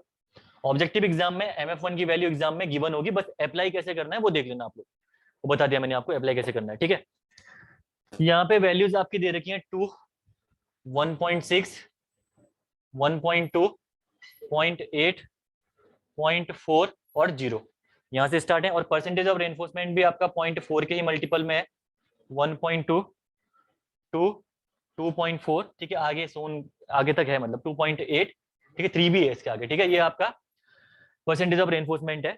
FS की वैल्यू जो पहला कर्व बना रहा है आपका, FS आपका यहाँ पे 120 न्यूटन पर mm स्क्वायर है, दूसरे में FS आपका 145 न्यूटन पर mm स्क्वायर है, थर्ड में आपका FS इक्वल टू 190 न्यूटन पर mm स्क्वायर है, उसके बाद है FS इक्वल टू 240 न्यूटन पर mm स्क्वायर है, और लास्ट में आपका FS इक्वल टू 280 न्यूटन पर mm स्क्वायर है। ये FS की वैल्यू दे रखी है आपको यहाँ पे कर्व में। ठीक है, यानी आपको करना क्या है, पहले तो समझते हैं यहाँ पे कि आपको मॉडिफिकेशन फैक्टर निकालना कैसे। पहले आपको निकालना है percentage of tension reinforcement. Percentage of tension reinforcement निकालने के बाद आपको कैलकुलेट करना है FS। ठीक है, steel stress of service load आपको निकालना है, जिसका फॉर्मूला है 0.58 FY AST required upon AST provided. जैसे ही FS आपका निकल गया तो आपका पता चल जाएगा कि आपका FS की वैल्यू कितनी निकल के आई। जैसे आपके FS की वैल्यू 120 निकल के आई तो इसका मतलब आपका FS आपका ये वाली लाइन है। ठीक है, अगर 130 निकल के आई तो यानी इसके बीच में लाइन है आपकी। ठीक है, अभी मैं मान रहा हूँ 120 निकल के आई जैसे। ठीक है, 120 आपकी FS की वैल्यू निकल के आई। 120 निकल के आने के बाद लेट अस कंसीडर कि आपका जो परसेंटेज ऑफ टेंशन रेनफोर्समेंट आपने निकाला वो निकल के आया 0.8, यानी ये आपका निकल के आ गया 0.8 आपका परसेंटेज ऑफ टेंशन रेनफोर्समेंट। आपको बोलेगा मॉडिफिकेशन फैक्टर निकालिए, तो आपको करना क्या है, सीधे लाइन ड्रॉ कर देनी है आपको यहाँ से। ठीक है, इस 0.8 पे जहां पे भी ये आपका कर्व पे कट करेगी, उसके बाद जो पैरेलल लाइन यहाँ से ड्रॉ करोगे उसके बेस पे आपको MF1 कैलकुलेट करना है। ठीक है, तो करना क्या है, पहले आपको परसेंटेज ऑफ टेंशन रेनफोर्समेंट निकालना है, वो कहां पे लाई कर रहा आप वो देख लीजिए, वो मैं यहाँ पे लाई कर रहा। ठीक है, उसके बाद आपको परसेंटेज ऑफ टेंशन रेनफोर्समेंट निकालने के बाद FS निकालना है। FS आपका 120 आ रहा था मेरा, तो FS मैं कंसीडर कर रहा हूँ यहाँ पे कट करा मेरा कर्व में। ठीक है, जैसे ही मेरा कर्व में यहाँ पे कट किया तो इससे आप क्या करिए, एक पैरेलल लाइन ड्रॉ कर दीजिए यहाँ पे एक। ठीक है, और ये लाइन आपकी एक्स एक्सिस के अलोंग पैरेलल लाइन ड्रॉ कर दीजिए, और इतना आपका MF1 की वैल्यू निकल के आ गई इस केस में। ठीक है, अगर वैल्यू इसके बीच में लाई करेगी तो ऑब्वियसली बात है इंटरपोलेशन करना पड़ेगा। इंटरपोलेशन करना मैंने आपको परसों ही सिखा रखा है, आपको लाइन का स्लोप लेना है, बस हो गया उसके बाद। ठीक है, जरूरत नहीं पड़ेगी कि आपके कन्वेंशनल में इसकी रिक्वायरमेंट है। ठीक है, ये तो हो गया MF1 कैलकुलेट करना। MF1 आप ऐसे कैलकुलेट कर सकते हो। अब यहाँ पे क्वेश्चन क्या बनता है, पहला क्वेश्चन आपका बनेगा यहाँ पे, बहुत ही इजी सा क्वेश्चन है। अब यहाँ पे कर्व देख के आप बता भी पाओगे। ये आपसे बोलता है कि अगर आपका percentage of tension reinforcement increase करेगा, percentage of tension reinforcement reinforcement अगर आपकी इंक्रीज करेगी तो परसेंटेज ऑफ टेंशन रेनफोर्समेंट के साथ आपका MF1 की वैल्यू पे क्या इफेक्ट पड़ेगा। तो आप देख पा रहे होंगे जैसे जैसे परसेंटेज ऑफ टेंशन रेनफोर्समेंट आपकी इंक्रीज कर रही है, ठीक है, वैसे वैसे आपकी MF1 की वैल्यू क्या हो रही है, आपकी डिक्रीज हो रही है। ऑब्वियस सी बात है, डिक्रीज हो रही है, कर्व आपका टॉप से बॉटम की ओर डिक्रीज हो रहा है ना, यहाँ पे हो रहा नहीं हो रहा। तो जैसे जैसे आपकी परसेंटेज ऑफ टेंशन रेनफोर्समेंट की वैल्यू आपकी इंक्रीज करेगी वैसे वैसे आपकी MF1 की वैल्यू आपकी रिड्यूस हो रही है। अगर इस कर्व के लिए देखोगे तो 0.4 के लिए आप देखिए, 0.4 के लिए वैल्यू यहाँ पे है, उसके बाद ये रिड्यूस होते गई आपकी, जैसे जैसे परसेंटेज ऑफ टेंशन रेनफोर्समेंट आगे बढ़ी बढ़ी बढ़ी 2.8 में जाने पे ये वैल्यू आपकी पहुंच गई 1.2 से 0.8 के बीच में, ठीक है। तो percentage of tension reinforcement increase करने के साथ आपकी MF1 की वैल्यू क्या हो रही, डिक्रीज हो रही है आपकी। पहला कॉन्सेप्ट तो यहाँ पे ये हो गया, ठीक है। दूसरा कॉन्सेप्ट यहाँ पे जो आपसे पूछेगा, ये पूछेगा कि सर्विस लोड के साथ FS के साथ MF की वैल्यू का क्या इफेक्ट पड़ेगा, ठीक है। यानी अगर आपका FS इंक्रीज करेगा, ये पहला पॉइंट हो गया।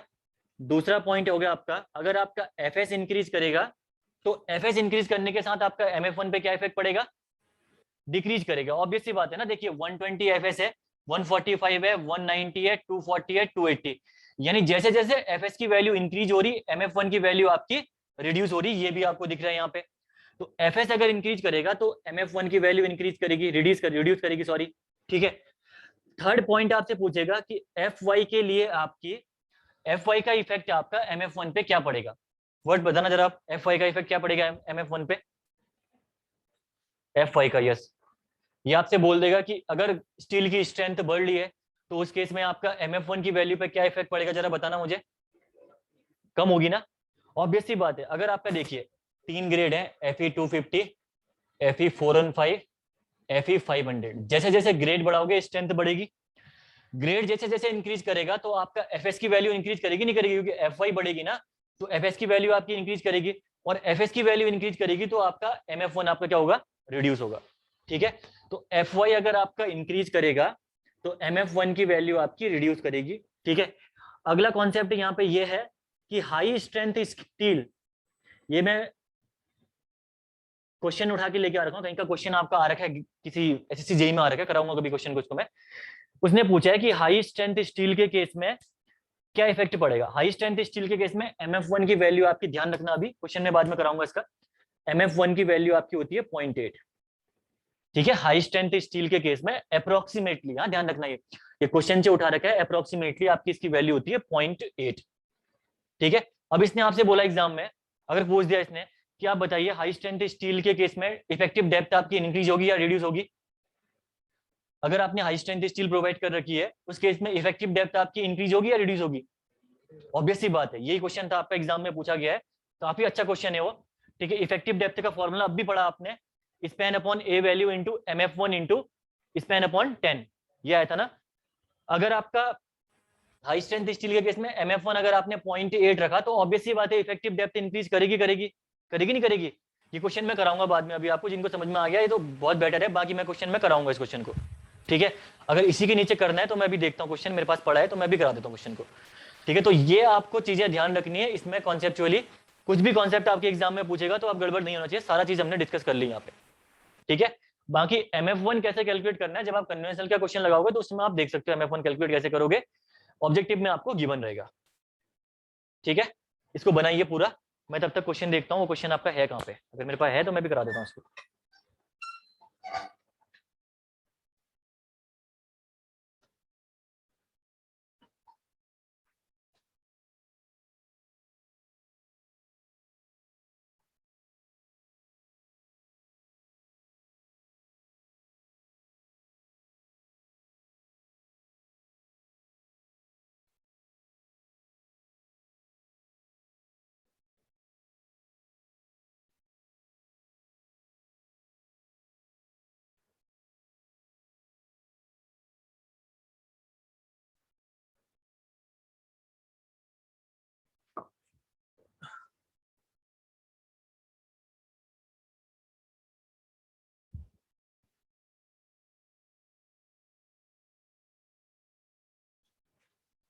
ठीक है, बहुत इंटरेस्टिंग चीजें हैं अब ये सारी चीजें, ठीक है। बस फोकस रखो, बहुत इजी भी है, डिफिकल्ट भी नहीं है। स्टील गेट RCC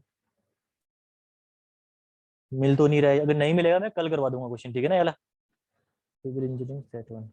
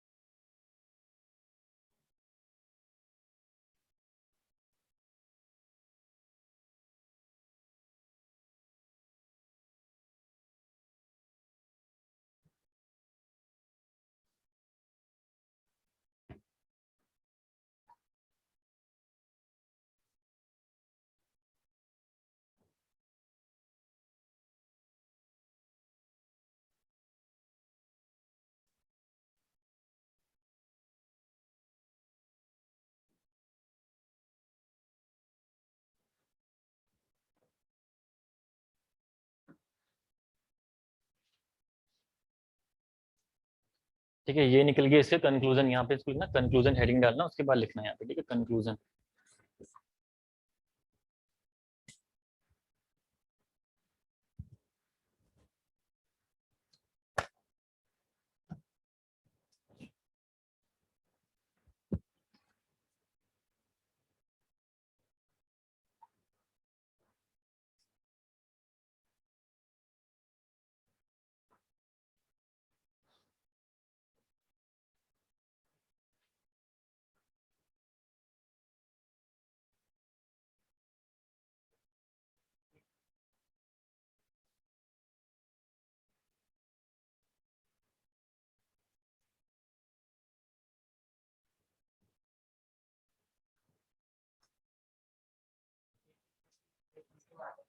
कौन सा?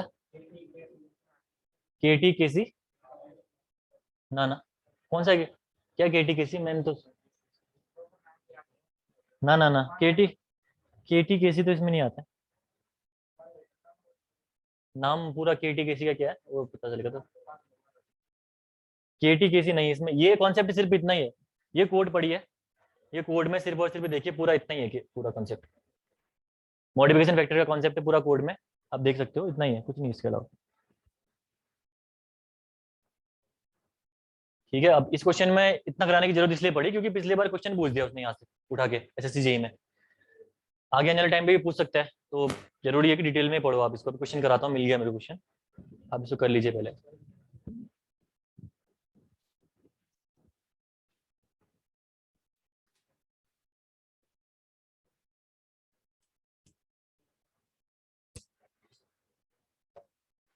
सीयर में पूरे डेरिवेशन कराने की रिक्वायरमेंट तो नहीं है ना, आपने यूपीपीएससी कह रहे थे कि उसमें कराना है, तो सीयर में एकदम आपको सीयर फोर्स कहाँ से आया पूरा डेरिवेशन कराने की रिक्वायरमेंट है, या डायरेक्टली आगे बढ़ो फॉर्मूले लेके, क्योंकि ऑब्जेक्टिव में पूछेगा नहीं डेरिवेशन। क्या करना है बताओ, क्या करना है? ऑब्जेक्टिविटी, अभी लोग कहते हैं ना उसने ऑब्जेक्टिविटी सर यूपीपीएससी जेई में हमारा इंपॉर्टेंट है, तो सिलेबस भी जल्दी निपटेगा ऐसे और क्वेश्चन हम ज्यादा प्रैक्टिस कर पाएंगे। बेनिफिट यही है, अगर आपने डेरिवेशन पूरा नहीं करा, जो डेरिवेशन रिक्वायरमेंट है वो तो कराऊंगा जहाँ पे मुझे पता है कि ऑब्जेक्टिव पूछेगा इसके अंदर से, बाकी उसके अलावा जैसे सीयर है V upon B J D, ये कहाँ से निकल के आया, कहाँ पूछेगा आपसे, ना डेरिवेशन में ना कन्वेंशनल में पूछेगा ये आपसे, ना नहीं आपसे ये ऑब्जेक्टिव में पूछेगा। ऑब्जेक्टिव में सिर्फ फॉर्मूला पूछ सकता है एग्जाम में, उसका डिस्कशन तो हमें पूरा करना ही है, और डिजाइन ऑफ सीयर हमें पूरा प्रॉपर तरीके से डिस्कस करना पड़ेगा उसका हर एक स्टेप, ठीक है ना, तो वहां पे हम लोग टाइम दे देंगे फिर एक्स्ट्रा, है ना। ठीक है, तो ऑब्जेक्टिव में प्रॉब्लम नहीं आएगी बिल्कुल भी, मैं इतना गारंटी देता हूँ, कोई दिक्कत नहीं आनी इसके बाद। हो गया ये सबका, तो क्वेश्चन लिखिए इसके बाद, यहीं पर रिलेट हो जाएगा क्वेश्चन आपका। From limiting deflection point of view, from limiting deflection point of view,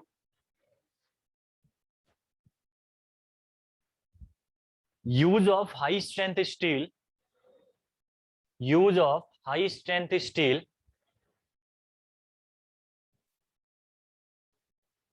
in RCC beam, use of high strength steel in RCC beam results in, results in, बहुत ही जबरदस्त क्वेश्चन है, दिखता छोटा क्वेश्चन है लेकिन काफी तगड़ा क्वेश्चन आ रहा है।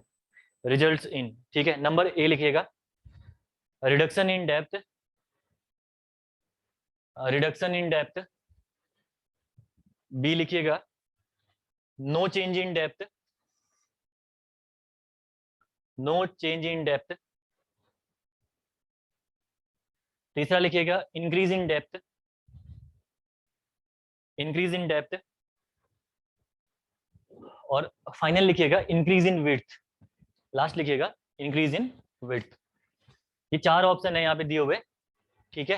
ये क्वेश्चन पूछा गया था, लगा लो कहाँ कितना अंदर जा रखा है। अब दिखने में क्वेश्चन काफी इजी लग रहा है, लेकिन इतना इजी क्वेश्चन नहीं था ये, बहुत ही अच्छा क्वेश्चन है, ठीक है ना। क्या इसका आंसर होगा बताइए आपको? What? Increase in depth.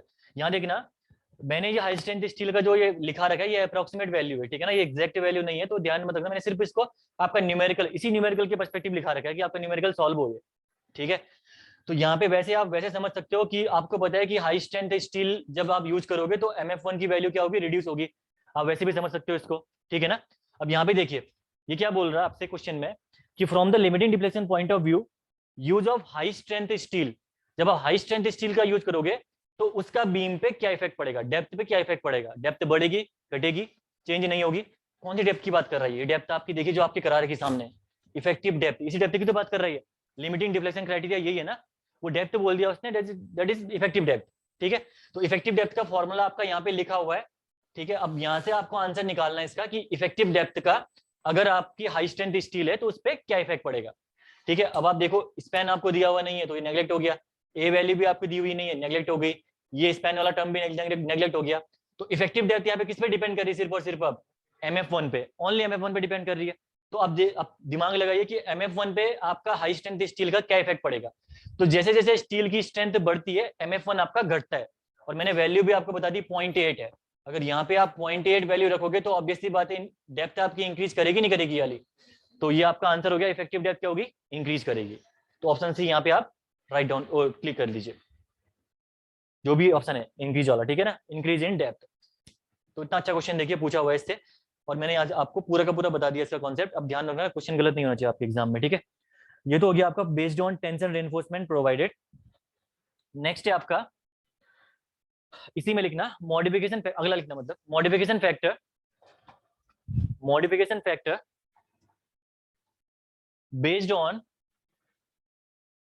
based on compression reinforcement provided, based on compression reinforcement provided।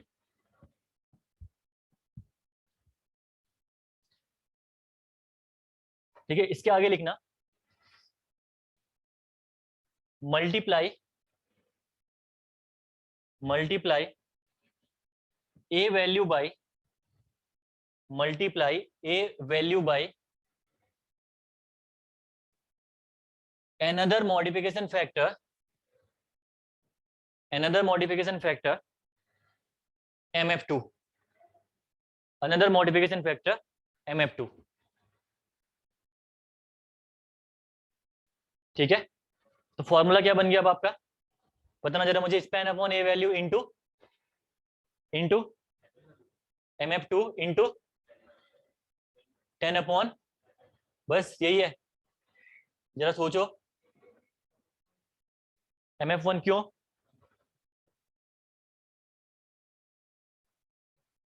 ठीक है, MF1 में मल्टीप्लाई करना है इसको, यस ऑब्वियस सी बात है, MF1 से मल्टीप्लाई करना है। Y MF1? यस MF1, ये गलती नहीं करनी। कॉम्प्रेशन में अगर आ गया आपका, भाई कॉम्प्रेशन में रेनफोर्समेंट कब प्रोवाइड करते हो? जब टेंशन वाली रेनफोर्समेंट बेंडिंग मोमेंट को रेजिस्ट नहीं कर पाती है तो एक्स्ट्रा रेनफोर्समेंट प्रोवाइड करते हो टेंशन और कॉम्प्रेशन में, डबली रेनफोर्स सेक्शन के केस में ना, उसी केस में प्रोवाइड करते हो। तो अगर आपने कॉम्प्रेशन में रेनफोर्समेंट दे रखी तो इसका मतलब टेंशन में तो दिए ही है ना ऑलरेडी, टेंशन में ऑलरेडी दे रखी है। तो MF1 तो आपका यहाँ पे मल्टीप्लाई होगा ही होगा, ध्यान रखना है MF1 को यहाँ से रिमूव मत करना कभी भी। सेकंड आपको MF2 को मल्टीप्लाई करना है ए वैल्यू से उसके साथ, ठीक है। अब देखिए मॉडिफिकेशन फैक्टर यहाँ पे वाला इतना इंपॉर्टेंट नहीं है निकालना, इसको काफी इजी है निकालना भी, कुछ नहीं है इसमें, ठीक है। एक कर्व आपको गिवन होगा उसी पेज में, देखिए 38 39 में ही कोड में ये कर्व दिया हुआ है आपको। ये कर्व है आपका MF2 और percentage of compression reinforcement, percentage of compression reinforcement के बीच में ये आपका कर्व आपको गिवन होगा। परसेंटेज ऑफ कॉम्प्रेशन रेनफोर्समेंट आप इजीली निकाल सकते हो ना, ASC अपॉन BD इंटू 100, ठीक है। ये हो गया आपका ASC upon B into D into 100। ऐसे आपका निकल के आ गया परसेंटेज ऑफ कॉम्प्रेशन रेनफोर्समेंट, ठीक है। और इन्होंने कर्व जो आपको दे रखा है, ये कर्व आपका कुछ ऐसा दे रखा है, ये कर्व इन्होंने यहाँ पे दे रखा है ऐसा, ठीक है। और वैल्यूज की अगर मैं बात करूं तो वैल्यू इन्होंने यहाँ पे मेंशन कर रखी है 1, 1.1, 1.2, 1.3, 1.4 एंड 1.5। ये वैल्यूज इन्होंने यहाँ दे रखी है, ठीक है। यहाँ दे रखी है 0, 0.5, 1, 1.5, 2, 2.5 एंड 3। ये यहाँ पे कर्व इन्होंने यहाँ पे गिवन आपको दे रखा है इस केस में, ठीक है। तो आपको करना क्या है, सीधे सीधे परसेंटेज ऑफ रेनफोर्समेंट निकालनी है, कॉम्प्रेशन रेनफोर्समेंट निकालनी है। और परसेंटेज ऑफ कॉम्प्रेशन रेनफोर्समेंट अगर आपकी 1 निकल के आ गई तो इसके कॉरस्पॉन्डिंग आपको क्या कर देना है, इसको कर्व को क्या कर देना है, यहाँ से ड्रॉ कर देना है। तो जो वैल्यू आपकी निकल के आएगी वो आपकी MF2 होगी। सिंपल सी बात है, कुछ है ही नहीं इसमें, ठीक है। कॉम्प्रेशन रेनफोर्समेंट आपकी 0.5 आई, यहाँ से लाइन ड्रॉ करिए और सब्सिक्वेंट जो वैल्यू आएगी वो ले लीजिए। एक चीज आपको ध्यान ये रखनी, कभी न्यूमेरिकल करोगे, कभी SSC JEE प्रीलिम्स निकला और कन्वेंशनल में एग्जाम करने में क्वेश्चन करने गए तो एग्जैक्ट वैल्यू निकालने की जरूरत नहीं है। आपका देखिए 1.3 और 1.4 के अगर बीच में वैल्यू लाई कर रही तो दोनों का एवरेज ले लीजिए, बस खत्म, बात खत्म, ठीक है। अगर आपका 1.4 के नजदीक जा रही वैल्यू तो आप वहां पे 1.38 ले लीजिए, take 1.38 as a modification factor 2 करना, ठीक है। आपको वहां पे मार्क्स नहीं काटेगा वो, ठीक है, इतनी प्रॉब्लम नहीं आएगी, आप ध्यान रखना ये चीज। तो यहाँ पे ये हो गया आपका, ऐसे आप कैलकुलेट कर सकते हो मॉडिफिकेशन फैक्टर 2 की वैल्यू। और एक ही चीज यहाँ पे इंपॉर्टेंट है, वो बोलेगा कॉम्प्रेशन रेनफोर्समेंट अगर इंक्रीज करेगी तो मॉडिफिकेशन फैक्टर पे क्या इफेक्ट पड़ेगा आपका, इंक्रीज करेगी। सिंपल सी बात है, वैल्यू इंक्रीज करेगी। कर्व आपका देखिए इंक्रीज हो रहा है रेनफोर्समेंट के साथ, बस बात खत्म। तो if percentage of compression reinforcement increases MF2 also increases, ठीक है, MF2 ऑल्सो इंक्रीजेस। ये हो गया आपका MF2 पे कॉन्सेप्ट, बस हो गया, इतना ही कॉन्सेप्ट है इसमें। बाकी MF2 पे कॉन्सेप्ट ज्यादा नहीं है, MF1 वाला इंपॉर्टेंट है। क्लियर है सबको ये? MF1 MF2 का यूज आ गया ना एग्जाम में। अब अगर मैं भी क्वेश्चन दूंगा तो क्वेश्चन गलत मत करना थोड़ी देर में, ठीक है। ये तो हो गया आपका MF1 और MF2 का कॉन्सेप्ट, ठीक है। थैंक यू, ये लीजिए आप। नेक्स्ट आपका, इसके बाद बनाइए इसको।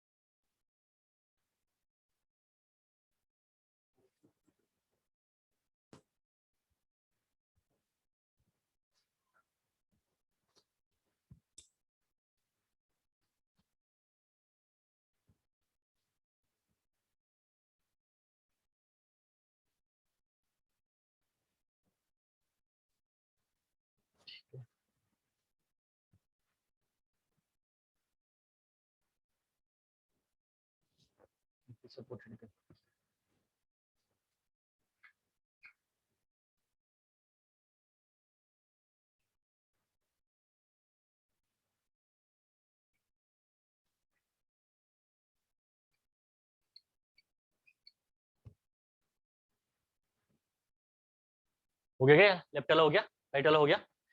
अगला देखिए, हेडिंग डालिए चेक फॉर लेटरल स्टेबिलिटी, बहुत इंपॉर्टेंट है ये।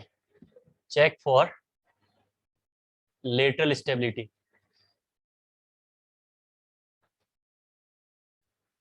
चेक फॉर लेटरल स्टेबिलिटी आपका नेक्स्ट हेडिंग है। यानी जो आपकी बीम है, अब देखिए बीम का लॉन्गिट्यूडिनल डायरेक्शन में तो लेंथ काफी ज्यादा है ना, देखिए ये वाली लेंथ आपकी बहुत ज्यादा है।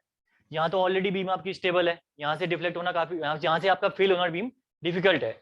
बीम अगर फेल होगी तो कौन सी डायरेक्शन से होगी, आपकी शॉर्टर वन से। जो आपकी ये डायमेंशन है, इस डायमेंशन से आपकी बीम बेंड हो सकती है या इसी डायमेंशन में आपकी बीम फेल हो सकती है, ठीक है ना। तो इसलिए हम लोग क्या करते हैं, लेटरली हम लोग क्या करते हैं, बीम्स प्रोवाइड करते हैं। यहाँ पे एक लेटरल बीम यहाँ से दे दी, एक लेटरल बीम यहाँ से दे दी, ठीक है। ऐसे हमने बीम प्रोवाइड कर दी, लेटरल रिस्ट्रेंट बोलते हैं इनको, जिससे कि आपकी बीम आपकी लेटरल में क्या रहे, लेटरली क्या रहे, स्टेबल रहे। ठीक है, हमें इस बीम की अगर लेटरल स्टेबिलिटी चेक करनी है तो सिंपली सपोर्टेड बीम और कॉन्टिन्यूस बीम दोनों के केस में आपके फॉर्मूले दे रखे हैं। Simply supported beam, continuous beam और कैंटिलीवर बीम, तीनों के केस में आपको फॉर्मूले यहाँ पे दे रखे हैं। उसके बेस पे हमें लेटरल स्टेबिलिटी हमें बीम की चेक करनी होती है। ठीक है, कि आपकी बीम लेटरली स्टेबल है या नहीं है। क्लियर है? तो दो फॉर्मूले आपको याद रखने हैं, काफी ईजी है, कोई दिक्कत नहीं है यहाँ पे। पहला लिखना फॉर सिंपली सपोर्टेड बीम, इसको हटा रहा हूं मैं।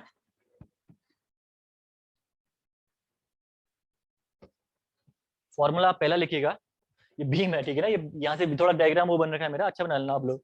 हाँ, तिरछे मतलब है तो वैसे बीम सीधी थी ना, अब सीधी हम बना नहीं पाएंगे ना, पीछे की ओर दीवार है, टेढ़ा ही बना दिया मैंने। ठीक है, ध्यान रखना। तो ऐसे ही बना दिया, आप ध्यान रखना, बीम है जस्ट। ठीक है, लेटरल सपोर्ट प्रोवाइड कर रखे हैं बीम को।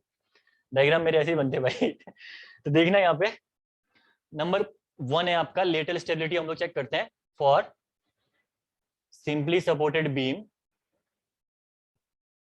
एंड कॉन्टिन्यूस बीम, इनके लिए सेम फॉर्मूला है आपका। Simply supported beam and continuous beam के लिए फॉर्मूला आपका सेम है।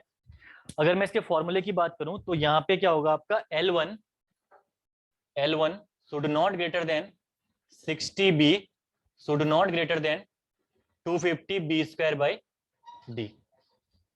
250B square by small d, that is not capital d, 250B square by d. ठीक है, L1 क्या है, clear distance between lateral support, where L1 equal to clear distance between lateral supports. तो पहला case आपका ये हो गया, अगर आपका सिंपली सपोर्टेड बीम है और कॉन्टिन्यूस बीम है तो उस केस में जो clear distance between the lateral support है that should not greater than 60 times of B और should not greater than 250B square by D, whichever is less. इन दोनों में से जो लेस होगा उसमें से कम नहीं होनी चाहिए, which ever is less, which ever is less. यानी पहले आपको ये दोनों वैल्यू कैलकुलेट करनी है, दोनों वैल्यू कैलकुलेट करने के बाद जो मिनिमम है वो कंसीडर करनी है। ठीक है, उसके बाद L1 should not greater then that minimum value. ठीक है, इजी है। ये हो गया for simply supported beam and continuous beam. Formula याद रखना है क्योंकि एग्जाम में इससे पूछे गए हैं क्वेश्चन आपके, डायरेक्टली फॉर्मूला भी पूछता है, क्वेश्चन भी बहुत बार पूछा गया है।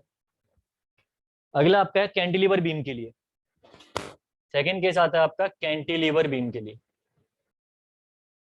कैंटिलीवर बीम के लिए L1 आपकी जो वैल्यू होगी, L1 should not greater than 60 की जगह हो जाएगा 25B और 250 की जगह हो जाएगा आपका 100B square by D, 100B square by D, whichever is less,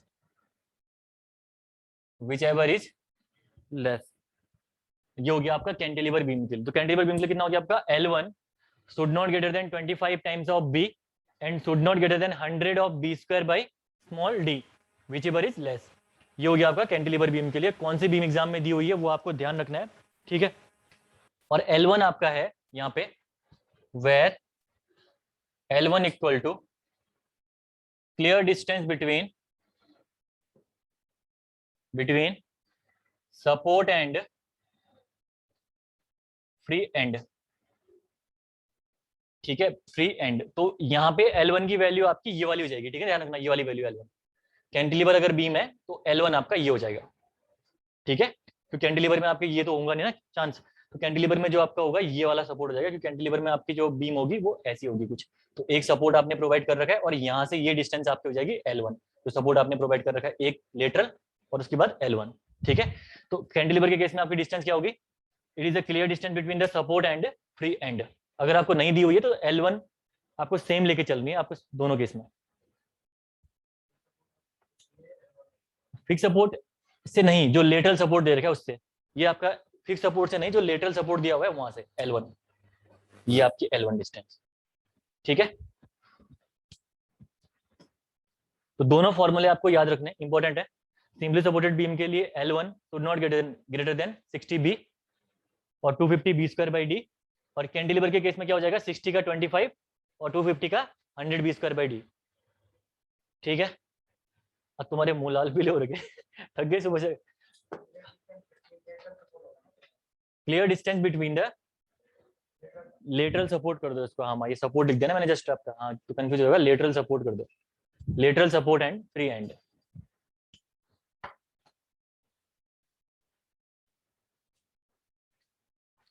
थक गए?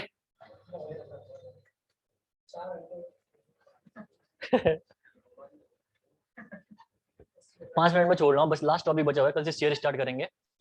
आपको सिर्फ मिनिमम परसेंटेज रेनफोर्समेंट कितनी होती है, मैक्सिमम कितनी होती है, 2-4 पॉइंट है। यूकेपीएससी का बैच स्टार्ट हो गया ना आज से तो स्टार्ट हो गया सर। नहीं वो इन्फॉर्मेशन ये है कि अभी और होने वाला है, बैच आगे चलने वाला है। एक बैच आज 6-8 बच्चों का स्टार्ट हुआ है, जिन्हीं को रजिस्ट्रेशन करवाना है आप लोग बात कर सकते हो अभी वहाँ पे। ओके यू ऑलरेडी रजिस्टर्ड बोला ना, हाँ एक बार उसके बारे में आप वहाँ बात करना, वो स्टार्ट होने वाला है, जस्ट स्टार्ट होने वाला है। एक बैच हमारा 6 से 8 बच्चों का आज से मतलब हो भी गया स्टार्ट, कुछ बच्चे आ रखे हैं जी। अभी और होगा ना स्टार्ट भाई, अभी अभी तो एक्चुअल में क्या है ना, अभी बच्चे और आएंगे, ठीक है ना, एक बड़ा बैच बनेगा पूरा का पूरा, अभी उसमें सभी को आपको एडजस्ट किया जाएगा, सारे बच्चों। हाँ तो तुम्हारी क्लासेस अभी जब भी चलेंगी तो इन्फॉर्म कर देंगे आपको ना। फॉर्म कब आ रहा है आपका, यूकेपीएससी जेईई का फॉर्म कब है?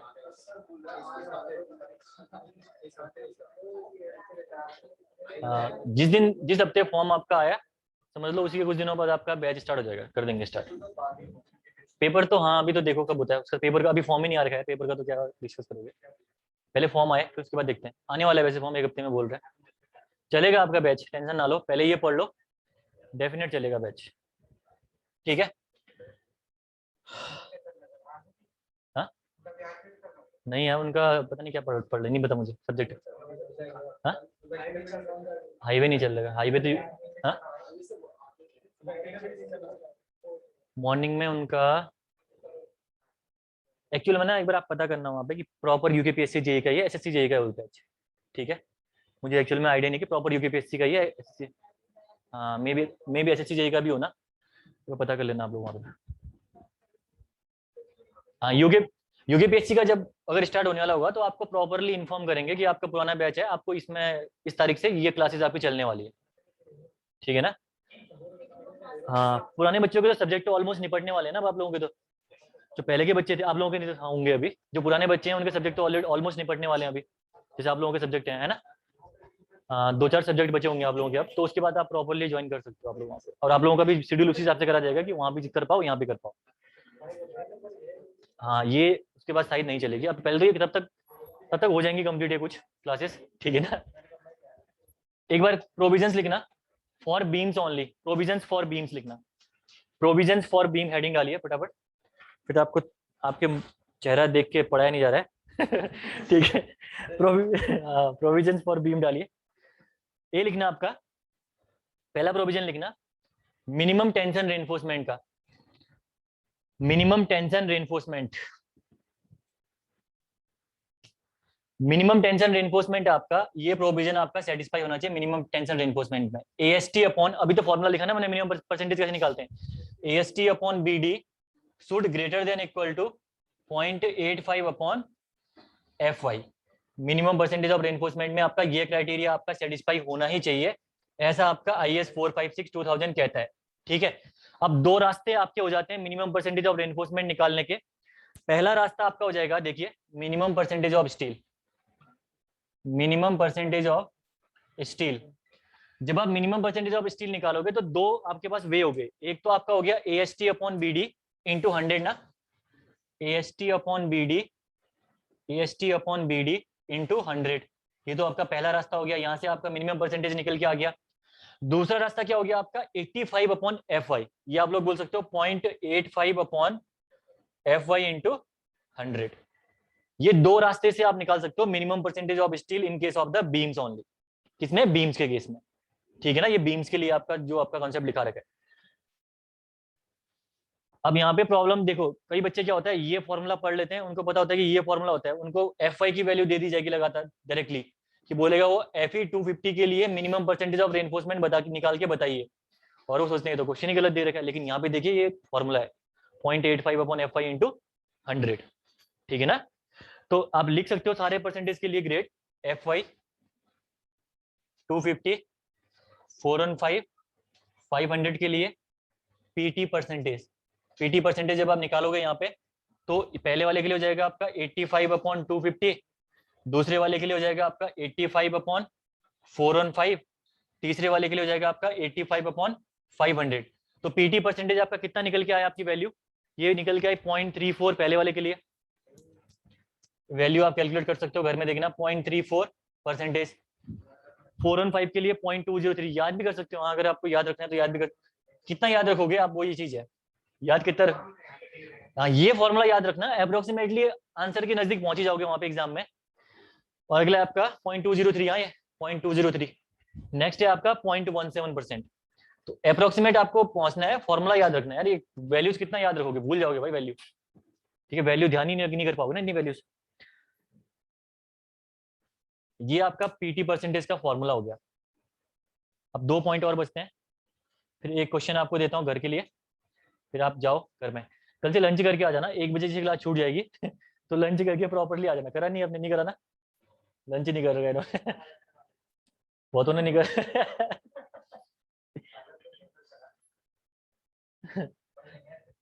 हाँ?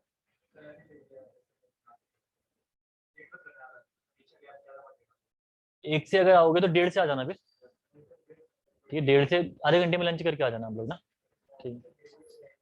हाँ ठीक है, कोई दिक्कत नहीं। अगला पॉइंट, बी पॉइंट लिखेगा इसमें,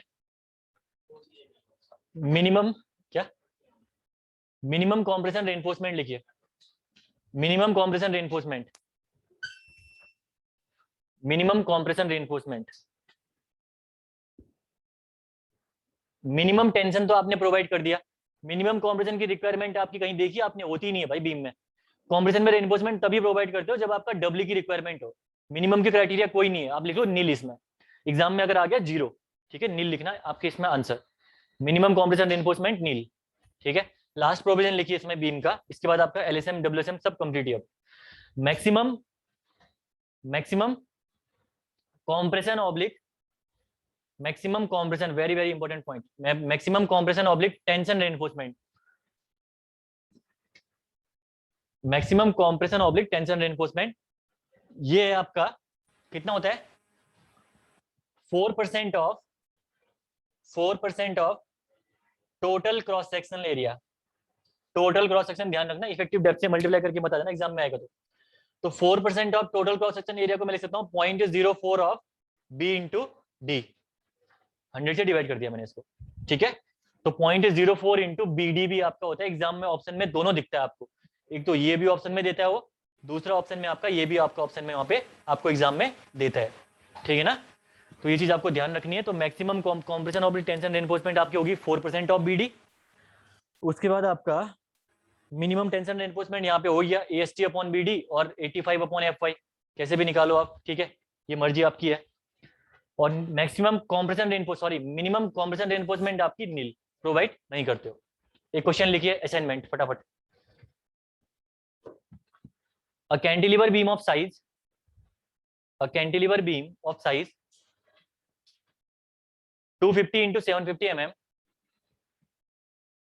a cantilever beam of size 250 into 750 mm is used for a span of 7 meter, is used for a span of 7 meter. Check the safety of the beam, check the safety of the beam, check the safety of the beam against deflection and lateral stability, against deflection and lateral stability.